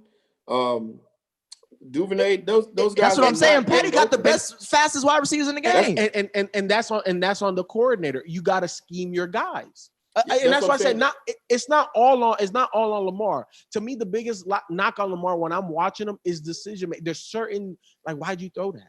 You know what I'm saying? But isn't he not young? You don't give him credit for that. He's only in his third year. I don't give him credit for being young. I just think that part of that is on the coordinator to get it together and kind of like you said, you have to scheme him in the position to be successful. And part of it is getting those guys open and figuring out how to get. They're gonna have to do something with them wide receivers. Somebody got to do something because the dude don't have nowhere to throw the ball. They're stacking the box, but those guys are not getting open on the outside, and they're not making those catches. We just talked about some of those wide receivers. Like I was talking about Mike Williams making big catches and those difficult catches. They don't have guys to do that. So it's kind of like that's why you see him pump faking sometimes because he's trying to lead them open and they're not getting there. So he has nowhere to go with the ball. Thus, you hit a Willie Snead. Thus, you use your tight end. He don't really have anything else to do. What else can he do? Exactly. It looks like when you say decision making, it's like, do I throw to this bum or this bum? Right. That's what I'm looking like. They're both bums. Like, I'm not gonna really get much with this. That's my thing. I think. Again, Lamar Jackson is still developing as a QB, and in his second year won a fucking MVP when he was running just by running. Let him know and I know he can pass because I seen him at Louisville when he was in the Big East because they played against the University of Cincinnati. Like, I seen him, so I know what he can do. I seen it. So I don't understand how people say he's on the clock. Like, we got to because the league, the NFL is very unforgiving, and they'll be quick to blame him than anybody else. So, and they're ready to turn on him. Of course they are. Because they had to eat their words last year. Just like they ready to turn on Danny Dimes. You know what I'm saying? And this is where we get to it, Sheldon. So y'all go ahead. Ask me the questions y'all want to ask. Say what you want to say about this. The floor is y'all. I'm just going to let it go. I'm gonna just wrap it up at the end. Danny is trash. Who is Danny Dimes better than? There's no question about Danny Dimes. They're about the same. Jimmy G. He does look a little. No. He does look a little he's nowhere bit near than Jimmy G. He's better than Jimmy G. He's not better than sir. Jimmy G. No. The Giants will make a trade for Jimmy G right now. I'm not gonna say the man even trash. with the one leg. Here's the what Giants will make a trade for that porn star he was with, not Jimmy G. Here's what I say about Danny Dimes. I am happy that I'm seeing some energy that they are on him about the turnovers, the way they've been on other guys that I've caped for on the show. So it's good to see that because when I saw that he was up there with Ryan Lee. Yeah, that was a bad stat. I hated ESPN for putting that fucking stat up. that is not good. Now, Ryan Leaf had other issues in terms of his temperament. But yeah, they keep jumping on Danny Downs about these turnovers. They pushing him out the league already too. They're trying to because they talking about like, oh, okay, well, I had someone even tweet at me talking about some, oh yeah, with the number two, Yeah, bro. Justin Fields. Yeah, Danny's done. He's not done. Joe Judge, I'll say this. Joe Judge, I believe, is the right coach for the Giants because he got those boys playing up. That defense, okay. that defense was looking real good against the Bucs. Danny his decision making is bad right now. I'm not even going to try to excuse it, but his potential. You see his potential. You see when he was what he was like when he was running no huddle. They could have blown out the Bucs. He overthrew at least 3 touchdowns. One was Sterling Shepard. One was to 2 was to Slayton. Going up the seam and overthrew. Okay. That's further overthrown. No, Nick. Okay. Huh? That's further proving the point that he don't deserve to be there. No, I'm saying that he first of all, this is his second year in COVID. This is a whole totally different. This is no OTAs. You just talked about Cam. You wish Cam had a whole offseason with Belichick. I wish Danny Dimes had an offseason, period. So I'm just saying, like, plenty of them. I'm just saying that I do see the potential. I do see the progress. I just hope all he has to do is just cut down the turnovers. Nick. Maybe not 2, just 1. Nick. Is this how I sounded when I used to talk about Winston? Yes. Okay. Kind of, sort of. Danny, hey, Nick, I thought about that too last night, and I meant to mention it to y'all in the chat. What if Winston was on this team, though? That Giants team, you think they'd be better off? Not really, because I see a lot more holes. I don't think a QB change is that's what my main thing. The reason why I'm keeping for Danny, I don't think a QB change is what's needed. They have so many holes on this team. First of all, secondary help. That was the best I've seen the secondary on Monday night. But still, secondary needs to be addressed. Pass rush still needs to be addressed. Offensive line still needs to be addressed. More weapons. Like, I know we got Sterling Shepard, we got Darius Slade, but those are not the sexiest. We still got fucking Golden Tate starting, so that's not sexy. Like, our best player is hurt. Like, there's a lot of things that are going on right now that's like, how can you say these things to put everything on Danny when he's not playing with the full cupboard? So I don't think getting Justin Fields or Trevor Lawrence or Trey Lance, whoever the fuck, is going to solve that. There's going to be more the same. But here's the thing, though, right? Like, even with the Joe Burrow, when you pass the eye test, then you know you can move forward. Danny Dimes never passed the eye test. What do you mean? He had one good game, bro. Yeah. Look, man, he's more Trubisky than anything. Get the fuck out of here. Yes, sir. Get the fuck out of here. I agree. Are you serious? I'm 100% serious. Yes.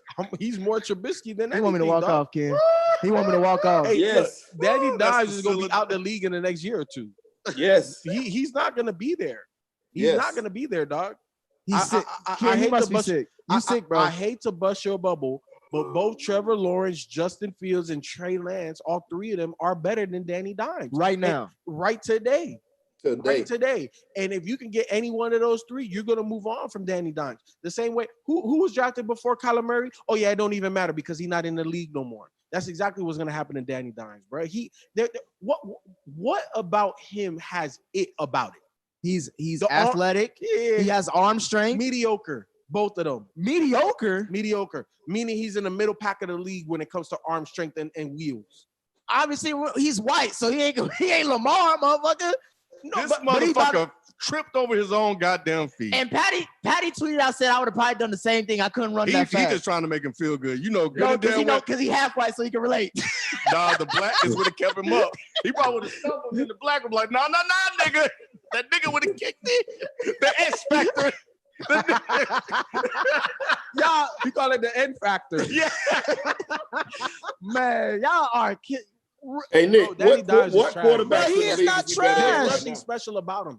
There's nothing special. The arm, he doesn't wow me with the arm. He doesn't wow me with accuracy. He doesn't wow me above the shoulders pre-snap. The wheels are marginal at best. There's nothing about him that's like, oh shit, that's nice. We need to cultivate that. He's a backup. He's a backup. If he's gonna be in the league, it's not gonna be as a starting quarterback. I guarantee that. That's it. He's a starting quarterback. He's going to be a backup. I don't know what they saw in the first place to draft him out of Duke. He never had it, other than the size and the skin complexion. So you saying he's out the league in what? Trubisky. When is he out the league? Trubisky. In 5 years? Trubisky. He ain't even gonna say it, kid, because he ain't trying to be. Hey, Trubisky's they talking about bringing Trubisky right? back, ain't they? Yeah. They're talking about starting him again. Hey, that's because your man's Nick Foles ain't looking too hot. Whose man's is he? Dwayne He only my man when he played against Brady. Got sat down, so I know they're gonna sit him down. Man. Hey, Shelton, somebody in the chat said that Herbert threw that game, choked that game away against the Chargers. No, sir. I watched that whole game. He didn't choke that game away. Coaching choked you didn't that see game away. Yeah, coaching choked that game away, man. He did throw, like I said, he threw that one pick where he threw one up. He had thrown the same pass to Mike Williams. That's pretty much the only thing he did. You be excusing the fuck out of him. No. How much bail you putting on his book, man? We gonna go back and watch that game together so I can show you, man. On first and second down when they had that lead, they was running the ball with Pope and running backs who I never heard of. I'm like, why are they running the ball and putting them in 3rd and 7s? You know what I'm saying? And that was the position they put him in. So instead of sticking with the game plan, they kind of went away from it and was playing it safe. That's what caused the game. It wasn't him. It wasn't his fault. Yeah. We done with your excuses. Let's go into another young QB who's being put on the spotlight. Tua. Does Tua need more time? Is he already being looked at as a bust? Need more time. You can't do that after His one first game, he's a bust. And then I'm saying, is he being looked at as a bust? Because the way they was talking about him as far as after his first game, it was like that game looked bad. That's all I know. To me, this is partly TV. Okay, look, if we're being honest, it wasn't the best game. But like, what was the real expectations? He's been out for over a year, had a hip injury, and then you're going to play against the most dominant hand on field D lineman in the game. Like you saw what happened in his first attempt. He got sandwiched. You know what I'm saying? Like, come on. Like, look, Tua did what he was supposed to do, what they asked of him. It'll look better the second week he plays. It'll look better the third week he plays. And I'm not saying that he's going to be a Joe Burrow or a Justin Herbert. But like I said the last week, they have to know what the hell they bought. I agree. And he better look better. And he better look better. You think they'll move off of him? Hell yeah. They got 2 first-round picks in this draft. Then why the fuck did they draft him? You got to. Knowing all the shit that you said before that. They didn't know it. Because before you had to see it. Exactly. Before the injury, there was no question Tua was the best quarterback. And if you got him at number 5 for the value, because Justin Herbert was a question mark coming into the NFL. But Tua, pre-injury, it was hands down the number 1. So if you can get him at number 5 and you're already rebuilding, go ahead and take the gamble on him, because it's better than Ryan Fitzmagic. Because look, at the end of the day, no matter how good the roster is, no matter how far you go, you win the division. Is Ryan Fitzpatrick really winning a damn Super Bowl? Hell, especially now with the Dolphins. Not now, even though they could possibly win the division. No, put Tua in there. The Dolphins know that they have talent both offensively and defensively. Maybe it's not developed to the point where it needs to be, but you need to know if Tua is the guy or not. Right. You have to know right now, because and if then it's not, we got to go get somebody else. And if he is, then them 2 first round picks, guess what we're doing? O-linemen, because we can't afford you getting hurt again. Didn't it start with tank for Tua? Wasn't it where it's tank? That's tank where it started. So Tua was worth the risk. And like you said, with it being Miami, they had nothing to lose, everything to gain at that point. So you take a flyer on Tua and pray that he's close to what he was before. But you're right, we had to see in the first game he was nervous as all get out. I'll tell you that much too. So going forward, I think it'd be a better mark to see what he's doing. They still won that game, luckily, which is amazing that they did. The way they defense. Did. Yeah, oh yeah, heck of a game by that defense. But and hell of a game. Go ahead, my bad. No, I was just gonna say we'll see what he can do. Going forward. Hopefully he'll settle down a little bit and we can see his actual talent at work.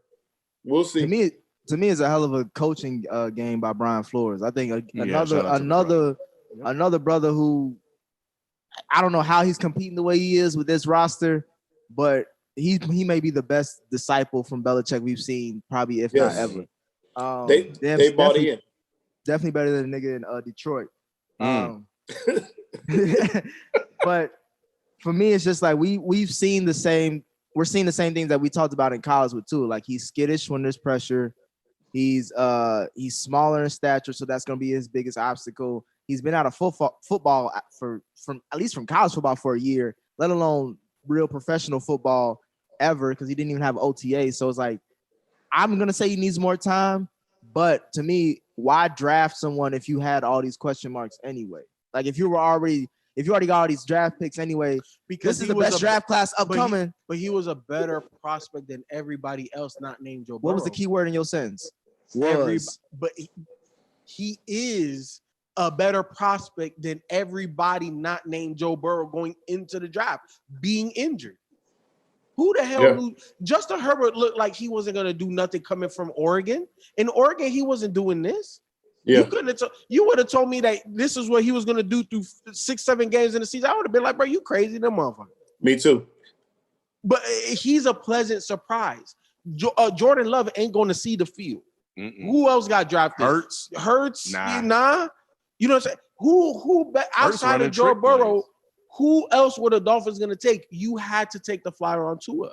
He fell to you. You had to. You have to see, okay, is it worth it or not?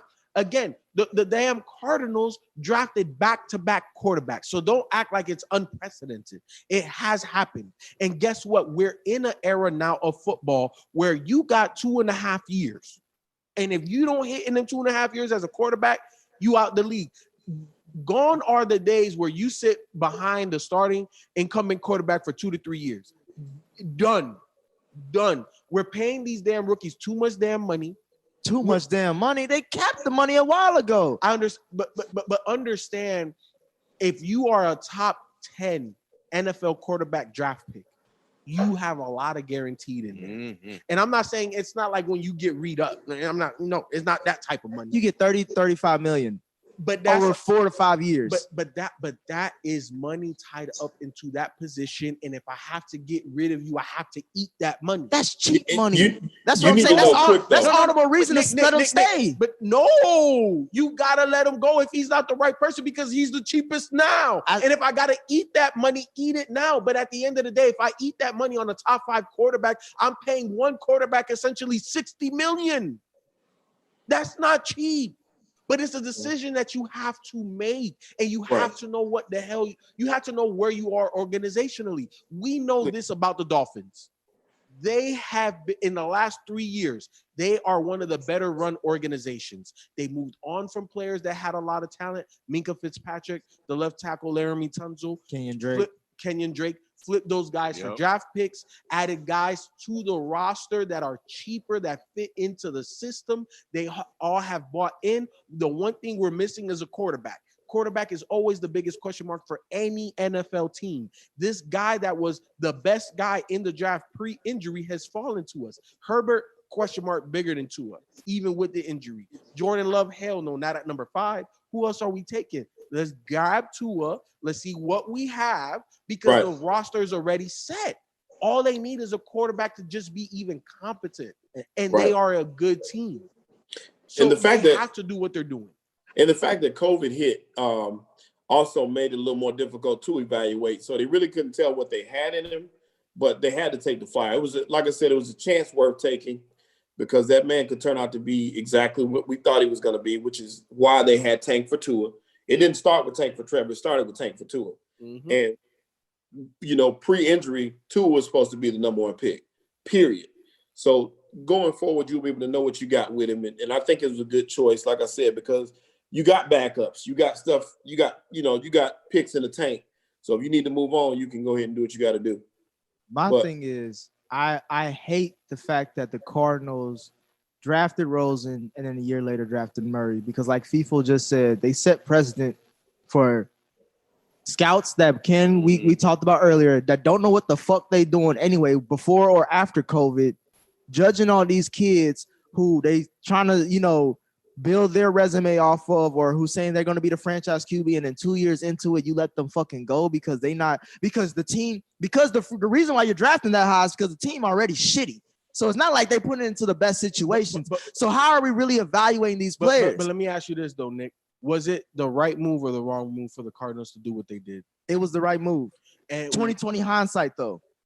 But at the end of the day, they made the right move, and the Dolphins are in right now in the moment making the right move. What do we have? Is it worth keeping? Is it worth letting go? And then they have 2 first-round picks. So they are making the right move. Stop getting on them because they're not 100% sure about the guy they took. You just named me one anomaly, though, with the Cardinals. And even on top of that, why draft Rosen if you weren't in love with him? Because clearly when you heard the shit afterwards, it was like, oh, yeah, he was cocky as fuck. I was like, then why the fuck did you draft him? You do interviews. Because maybe he was the best available on your draft board. And it's a position of need. Every damn team that's not competing for a championship needs a quarterback, I guarantee you. To me, that sounds like you're playing both sides. You can't. I'm not playing both sides. To me, it's you can't say, "Oh, you got to pick whoever's best available." But at the same time, if they ain't good, you got to let them. You got to let them go 2 years. No. That's not what I'm saying. What I'm saying is that every team has a different position of need, and most teams that are not competing for a Super Bowl, their main position of need is a quarterback. And if you're gonna go young, you don't have but more than 2.5 years to really know what you have. Is this somebody we can really build around, or is this somebody that we're going to have to let go and start over? That's just where football is right now. But you can do that assessment in 2 years? Yes. Because look, Nick, we're living in an era right now. You got to be able to adjust, right?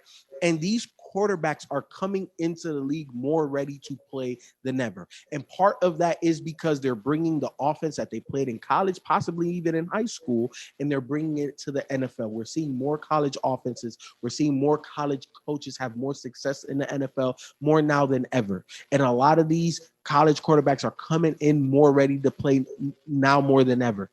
So with that being said, again, like I said previously, we're out of the days of where you're going to have a quarterback sit 2-3 years behind a guy and be Steve McNair. Steve McNair sat and he became an MVP.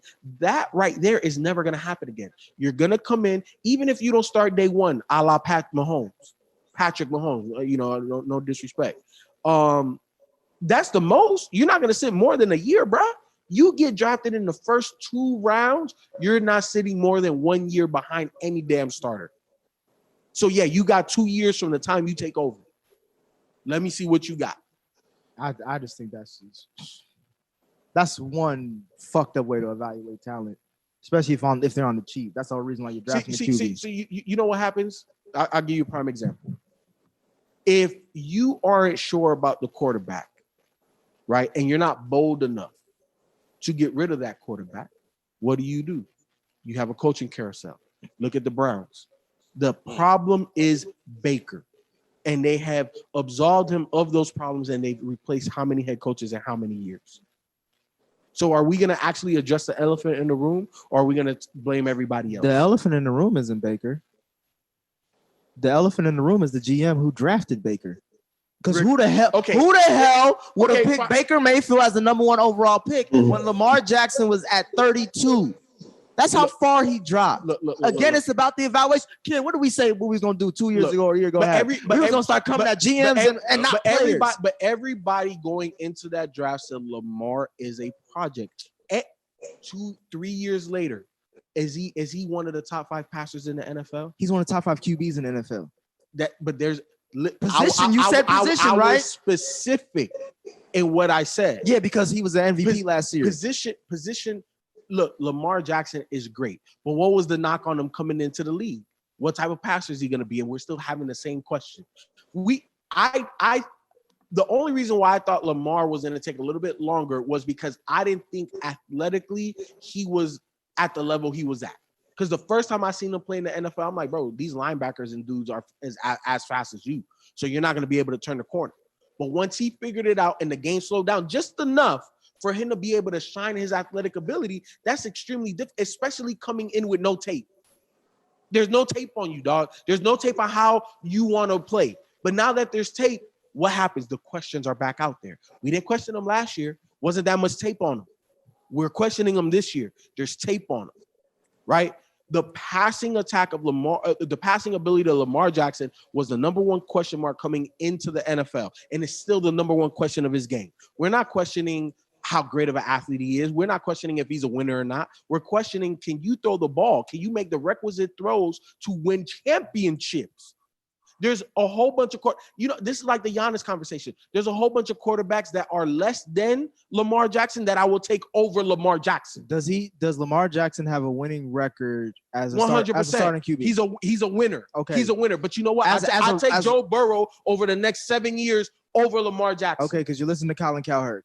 What I'm trying to tell you right now. That's not the only reason. You said what now? Is I would take Joe Burrow over the next decade over Lamar Jackson. Joe Burrow can stand there and throw the ball. What the fuck are we talking about here? An MVP just last year. And what's he gonna do this year? Then is Joe Burrow gonna win? Is Joe Burrow winning MVP this season? And I'm a Bengals fan. I'm asking you. Not this season. Is he gonna win it next season? But is he gonna win it next season? He may win it his first 3 years. career. Is he gonna win it? Are you putting it down right now? You just said 10 years, so or not even 10. You said 7, so that's even closer. So in 3 more years, he could win it in his career. He could win it in his career. Lamar Jackson won an MVP by just running. That's how fucking talented he is. Michael Vick would have won an MVP just for running if he didn't fuck away his career the way he did. But at the end of the day, quarterback gets paid to do what, Nick? To win games. No. You pay a quarterback to do what? To win games. Okay, and then next on that priority list is to do what? What, to throw the ball? Because you pay a running back to do what? To run. So I'm not paying my quarterback to run. But the running back ain't nowhere near compared to the quarterback as far as importance or as far as how he affects the game. Exactly, but how does he affect the game? He affects the game in multiple ways. But the way that you win championships is not by running with your quarterback. You know what? Who won? Cam Newton won a championship like that in his MVP year? He got a Super Bowl. Yes, he did. He got the Super Bowl. He got there. Did he win it? Oh, okay. Did he win? You pay quarterbacks to do what? Win. Did he win? He didn't win. Lamar Jackson. Winning quarterbacks don't win in the NFL, dog. So who has the better record now between Joe Burrow and Lamar Jackson? By throwing you said by throwing the ball. Who won that Super Bowl in his third year? All right. Pat Mahomes. Why? Because he could throw the damn ball. Okay. It's not because he could run. Lamar Jackson is 5-2. Somebody said this out of shape. People talking. You 100% I'm out of shape. You that 100% I'm way the fuck out of shape. But y'all motherfuckers saw the skill, and I saw y'all want us to talk about the 3-on-3 shit. Next time be on here, we gonna talk about it. But look, he is winning. He's 5-2. That's what I'm saying. What are we talking about here? Look, come on. Look. When you analyze and critique, you poke holes at what people don't do well, correct? Yes. So what does Lamar not do well? Not right now. He's not the best thrower. He hasn't been. When has Lamar looked like Patrick Mahomes ever? No one looks like Patrick Mahomes. Name me someone else who looks like Patrick Mahomes. Aaron Rodgers don't even look like Patrick Mahomes. Yes, he can't even win the fucking game when he's down by 3. What the fuck are we talking about? But Aaron Rodgers and Patrick he goes Mahomes, when he throw the ball and lose games, right? Because he throw the ball and lose games. But he won a championship. And how many has Lamar won? And how many has Lamar won? How many has Cam Newton won? He's in his how many fucking has third year. Won? Did Aaron Rodgers win how many Aaron Rodgers won MVP? You want me to keep going with multiple quarterbacks? Those quarterbacks you mentioned win a outside MVP. of Russell Wilson hasn't been, and Steve Young, but that was, he was athletic, but he wasn't like Lamar Jackson athletic. Name me running quarterbacks outside of Russell Wilson and Steve Young to win.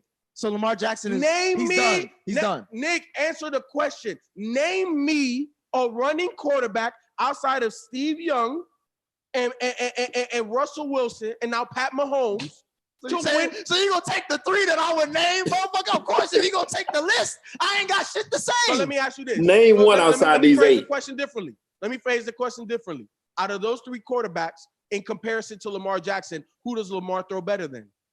None of them right now. So that's the fucking problem, Nick. You just named that's the problem, though, Nick. Nick, they will not look. You know what your problem is? The Baltimore Ravens' Achilles heel will be Lamar Jackson. They go as far as Lamar goes. If Lamar can't throw the ball effectively, efficiently, they will never win a Super Bowl.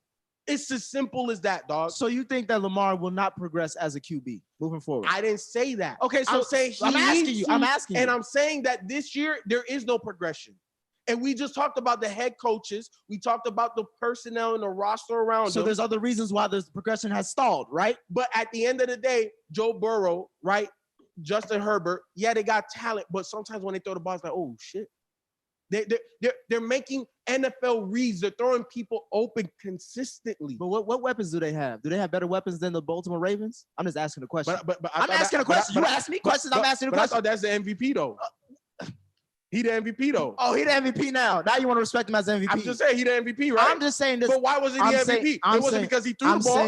It wasn't because he threw the ball. And that's what's so fucking brilliant about it. If he That's not brilliant. Listen It's to me. not sustainable. It's not sustainable. No one's saying that's sustainable. But I'm saying, but you're telling me that you'd rather have Lamar Jackson over Joe Burrow. if you can let me for the finish, long haul. I'll tell you what I'm saying. I'm saying as based off his pure athleticism, he won an MVP. He hasn't even gotten down the quarterback position to a full extent. Neither has Joe Burrow. Neither has Justin Herbert. Patty Mahomes just last year said I could read defenses. So these QBs are still learning and they're winning. 100. Well, at least the two black ones are. They're 100. winning. 100. So why are we Right. saying that Lamar can't be better moving forward? Because Correct. Lamar has a ceiling/handicap. Lamar Jackson is as great as he could potentially be as a passer, he will never eclipse Pat Mahomes. Pat Mahomes today is greater a passer than Lamar Jackson will ever be in his entire career. Let me ask you this. Is Pat Mahomes probably the greatest passer potentially moving forward in NFL history? One of the greatest Okay, ever. so you're saying that he's an anomaly, right? Nah. If you're probably the greatest ever or one of the greatest ever, you're an anomaly. You're not you're not common, right? No, but what I'm saying is there is a box that you throw Pat Mahomes into, right? You throw him in the Tom Brady box, you throw him in the Peyton Manning box. You like these What are is that all box? of the What is that greats. box called? Right. Super Bowl winners. That's what that's called. That's what that's So called. Trent Dilfer is in that box too, right? Hell no. Nick Come Foles is on, in man. that box too, right? Hell, motherfucker. Those are no, Super you know Bowl that. winners, are they not? You know MVP that. winners is You know Eli that. Manning's in that box too, right? And you know what? I'm just Eli, asking. That's the box you just said. Eli, Nick Foles, and whoever else that you just mentioned are all better throws than Lamar Jackson. All right, let's and that's why they won. let's And that's move why they on. won Super Bowls. Okay, let's move. No, they had better people to throw to. Let's just start. Let's That's start. part Let's two. move on. That's If part you two. don't have Look, the number at the end of the number day, two, we can't talk about being a good passer yet because he threw the what ball. do you mean? He's in He his threw the ball third at year. We're talking Joe Burrow's a good passer. We're talking Justin Herbert's a good passer. After 3 weeks, we knew Russell Wilson what he was in his career. Ben Roethlisberger, yeah, he was shaky, but We did we not knew know that. what Russell Wilson was after 3 weeks in his career. Yeah, We did yeah, not we know did. Russell Wilson was going to be the So- Russell Wilson he is now. So did this man? If you did know that, why the fuck was he drafted in the third round? If we knew that already. But who was the week one starter? He was. Who was the week one starter? Ken, He was is killing Matt Matt. Who Flynn, was the week one is Matt starter? Flynn anything to sneeze about or to go home about? Who was the week one starter? Before you though? could have started week one for Matt Flynn. No, I couldn't. Matt Flynn. The only thing I got to say about that is they brought Matt Flynn in to be the starter. Now the thing about it is, I still think Lamar got time to develop. He still has time to do some things, and we've not seen the end of this story. The man was MVP last year for a reason, and yeah, that team could have won a Super Bowl if some things had failed his way. So we just got to see what happens. Get him a weapon, and then we say that. You know what I'm saying? Let's get him a weapon. I'm not Outside of I'm, himself. I'm not saying that Lamar Jackson he's no longer going to progress. I believe he has the work ethic, and I think that he wants to be great. But at the end of the day, passers that are elite, they jump off the screen. They just do. It's the it factor. Lamar has it, but it's the legs is what separates him. It's not the arm. It's not the head. It's the legs. And guys that rely on the legs is not sustainable long term. He That's never the has only to point be. I'm trying to make. But see, here's the point about that, though, FIFO. He never has to be an elite passer. He just needs to be a solid passer. If he can pass that ball solid, his skill set and his athleticism is going to carry him long enough to where he can sustain in the league. He just needs to be able to get the ball to from point A to B to a top receiver. That's all he needs to be able to do. You know what Lamar Jackson is going to be? Russell Westbrook. He's going to have all of the he is already an MVP. He's going to have all of the accolades. He's going to beat all of the rushing stats and all of this and all of that. And we're going to say he's great. And he is. And I'm respecting him as that because he is the MVP. And we have not seen an athletic quarterback like this since Michael Vick. And it has not been close. I feel that. I see that. But at the end of the day, how many titles is Russell Westbrook going to win? The same thing. That's all I'm saying about Lamar Jackson. I'm not questioning his greatness. I'm saying he's great, but his type of greatness is not sustainable long term in the NFL, playing the position he plays. To me, that's questioning his greatness. I think that's questionable, and like I said, also his ceiling is higher than you give him credit for. This guy did sling the ball around at Louisville. I saw him do it. I saw him make some difficult passes and throws. He was doing all of it. There was no big gap between him and Baker. Somebody said that Baker was much better. No way. No. I watched both of them play, and Lamar flashed on the screen all day long. And I'm not talking about his legs. I'm talking about his arm too. He had arm talent. It's just he didn't get the credit for it because of color of his skin. That man is going to learn to play quarterback because I think that with the proper development and coaching, he'll be okay. I think fever. Honestly, this is my belief, and nobody else has to believe it. It's just how I see the game. I think that when we're talking about the top 10 passers in the NFL, there's something God-given about what makes them great in terms of passing. And Lamar has a very lively arm, and he has a whole bunch of different angles that he could throw at. But there's very few throws that I'm like, holy crap, I think he's the only one that can make it. The best throw that I've personally watched and in live time, Lamar make was last year. I want to say it was against the Titans when he threw in a double coverage to Hollywood Brown and he literally dropped it in the breadbasket over two defenders. But he doesn't do that enough because naturally he's not a gifted passer. He's a gifted athlete. Well, see, naturally he doesn't have the receivers to get to the positions to make it happen. We still got it. Like I said, some of these guys have people getting open to make these plays too. He doesn't have that. Okay, so all right. So don't have it. The separation is not there. So let me try to give more examples to try to explain what I'm talking about. Russell Wilson does not have the biggest arm in the league, but he throws the prettiest deep ball and the best deep ball, in my opinion. Right? Every time somebody goes deep, he puts it way over the defender and it drops literally right in the breadbasket every time. Right. That jumps off the screen, and we saw that day one. Right. We saw that, right? Like, that's the reason why he won the starting job. He came in there, they didn't know, we might need some competition at the quarterback position. This guy, he walked on, he did all of this stuff. Okay, cool, let's bring him in. And the reason why he won the starting job week one was because you couldn't deny it. You look at a lot of these other talented young quarterbacks. They make these throws that's like, holy crap. You know what I'm saying? Derek Carr has immense arm talent. You know where his weakness is? Here. Too skinny. Feet, eyes, arm don't see the same thing. But when he has time to throw, the arm talent that he exudes is like, damn, bro, you should be elite. But you're not. Why? But you have the arm talent. So just because you may have elite characteristics here and there doesn't mean that you're overall going to be elite. Now, I think like Lamar is overall elite because his athletic ability is unmatched at that position. However, how long is that sustainable? And how big can he grow? How much can he grow in terms of a passer when it's not natural? Look at Cam Newton. We can't say it's not natural though. Like I said, let's go back and watch. Cam Newton is not a natural thrower of the football. Cam Newton has a cannon. Lamar made those throws at Louisville. They were getting open for him. I'm not disagreeing with you, but what I'm saying is that when you see that these uber athletic quarterbacks that make it to the league, how many of them actually progress past a point where they're on par with the best passers in the game? It doesn't happen. Yeah, Cam Newton came out and broke the rookie passing record game one against Arizona, and everybody's like, holy crap.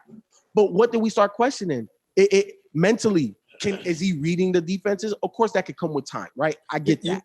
But we also question his accuracy. We question Lamar's accuracy. Lamar Jackson is a smaller version of Cam Newton. And we've seen what happened to Cam.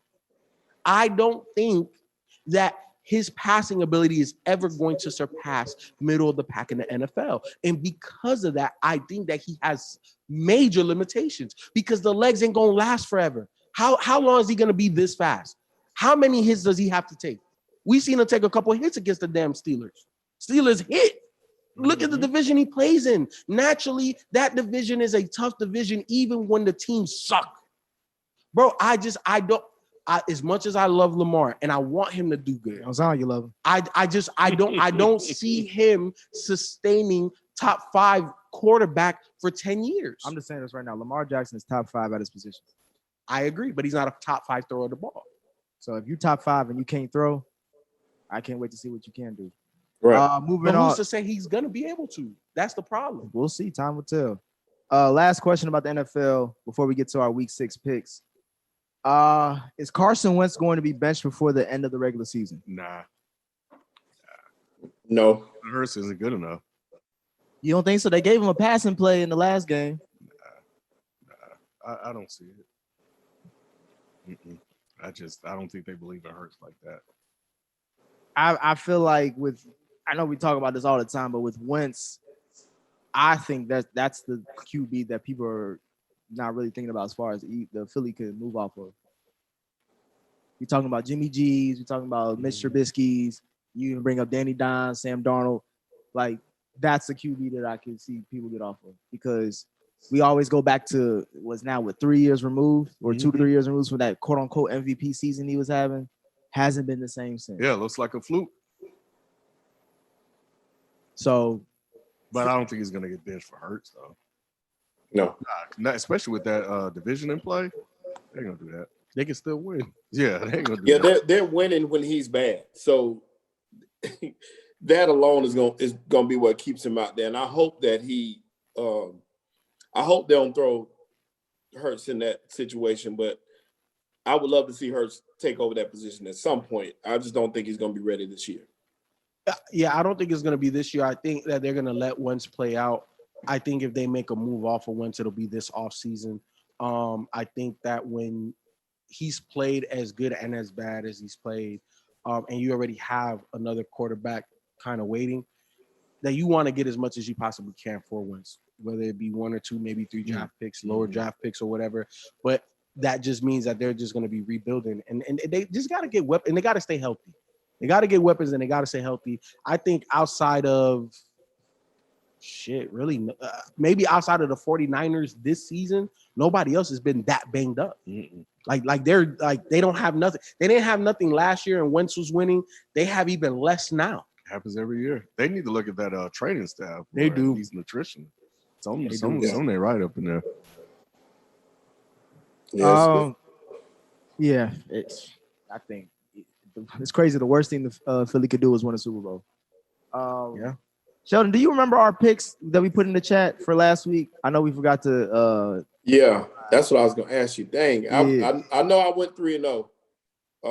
That's all right. Yeah, I know your ass was ready to brag. Yes, I was ready to brag on these picks, and I'm in first place now, by the way, just so y'all know. Not for long. We did pick the Pittsburgh-Baltimore game. Yep. I know I picked right. Nick, I think you picked Baltimore. I did pick Baltimore. I picked the Steelers. Ken picked the Steelers, and FIFA, who you picked? He wasn't here. We did on the chat, though. Didn't he? Yeah, we did in the He chat. didn't do it in the chat either. Oh, okay. I think the next one was what? New England Buffalo? That was the New game England too? Buffalo. Cam. I had picked Buffalo. I think I picked Buffalo too. You did, Nick. You picked Buffalo too. And then what was the last game? Let's see. Dang, what was the last game?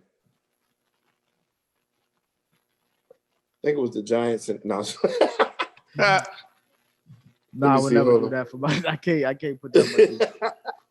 I can't be that hurt. I think it was. Give me 1 second. I was trying to look back and see. It was one of the big games. We got Pitt, Baltimore. It wasn't New Orleans and Chicago. It was San Francisco and Seattle. Yes, it was San Francisco, Seattle. And I had Seattle. I had Seattle as well. We all had Seattle, I think. So All I right. got one wrong. So this week we're gonna make it up. We're gonna add an extra game for week 6. I gotta get back to be the lead dog. I'm not right when I'm not number one. So this week 6, we got New Orleans at Tampa Bay. Who y'all got?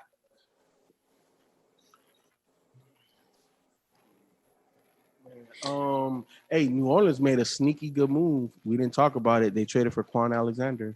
Sure did. Oh, I didn't know that. Yeah, Yep. they did. Yes. This trade deadline was boo boo though. That was like the biggest. That was the biggest because they were talking about Will Fuller might go to the Packers, and that didn't happen. That didn't happen. But we know the trade deadline doesn't Yeah. really in the NFL. It's not like the NBA. They just started really trading. Mhm. Where's this game gonna be? Is it gonna be in Tampa? In Yeah, Tampa. it's at Tampa. Yeah. I'm gonna take the Bucks in this one. I will as well. I think that Tom Brady's gonna be looking at this game to avenge that loss. I'm going Saints. Just because you hate Tom Brady. I ain't got nothing to do with that. That's all it is. I'm looking at the No, you're game. not. FIFA. No, you're not. That's all it the way is. the way the Giants played the Bucks, and I know the Bucks will have AB. They should have AB back for this game. Mhm. Even with that, Brady still doesn't have his timing right with any of those receivers, as you can clearly tell.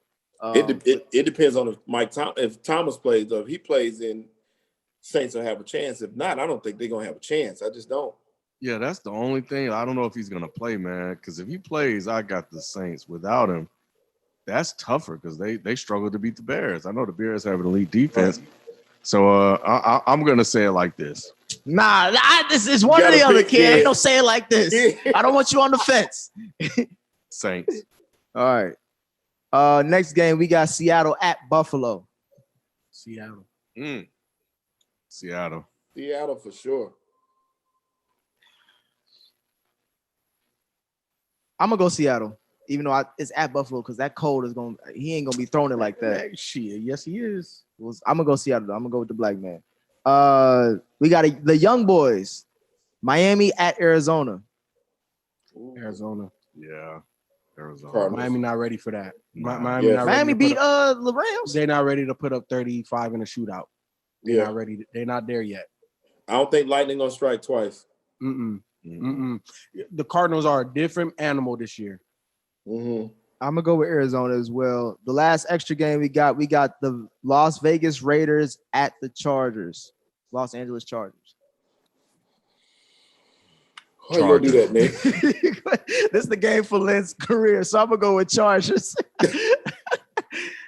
Yeah, I'm gonna go with Chargers too because I feel that they've heard all of the noise, and it's not like they're devoid of talent.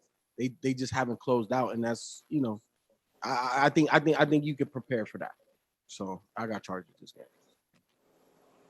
All right, those are the picks, and that's all I got for this week. All right, so an update on the election that is not looking good. It's not looking good. I was just looking at it too. Yeah. Biden's still up, isn't he? His fault. I mean, yeah, he is, but these battleground states are not looking in his favor. So Biden is up 209 to 118 over Trump. Ooh, you're right. Trump was just at like 112, so he must have won another state. But yeah, Fox just called Arizona for Joe Biden, so if that is official, and the AP would have to call it, then that would be big. I think Trump got Ohio. Yeah, it looks like he's gonna win Ohio and North Carolina. Yeah, it's not looking good, bro. It's not looking good at all. These damn swing states, man, they just loyal, bro. So yeah, Lindsey Graham beat out Jamie Harrison in South Carolina, Shelton. And Trump looked like he got Florida too. Yeah, he's gonna get Florida. All right, yeah, he's gonna get Florida. So, but as they were saying, again, not to depending on what side. Like, if you're a Trump fan, this is Trump supporter. This is great for you. If you're a Biden supporter, hold your head up high. They say that it's gonna take a few days for those mail-in votes to be counted, and they just started counting them today, and it's like millions. So. But we'll see. But yeah, that's where we are. So, but that's why we came here tonight because I ain't no way in hell I was gonna sit around and watch that TV for hours, getting frustrated with America. But it's going as expected. I won't say frustrated. This is par for the course. But we'll see what happens. So the path to 270 is still in place. So, but thank you guys for showing up. We hope we were able to take your mind, even though I saw some of you guys talking about the election in there. That's dope. And it was civil from what I saw. But we thank you guys for showing up. We're glad you guys, hopefully we're able to take your minds off what was happening tonight for a few hours. And we'll be back next week, either with the new president or with the same old, same old. So that's going to do it for us. We'll catch you guys next time. We out. Peace. Peace. Ain't nobody come to see you, Otis.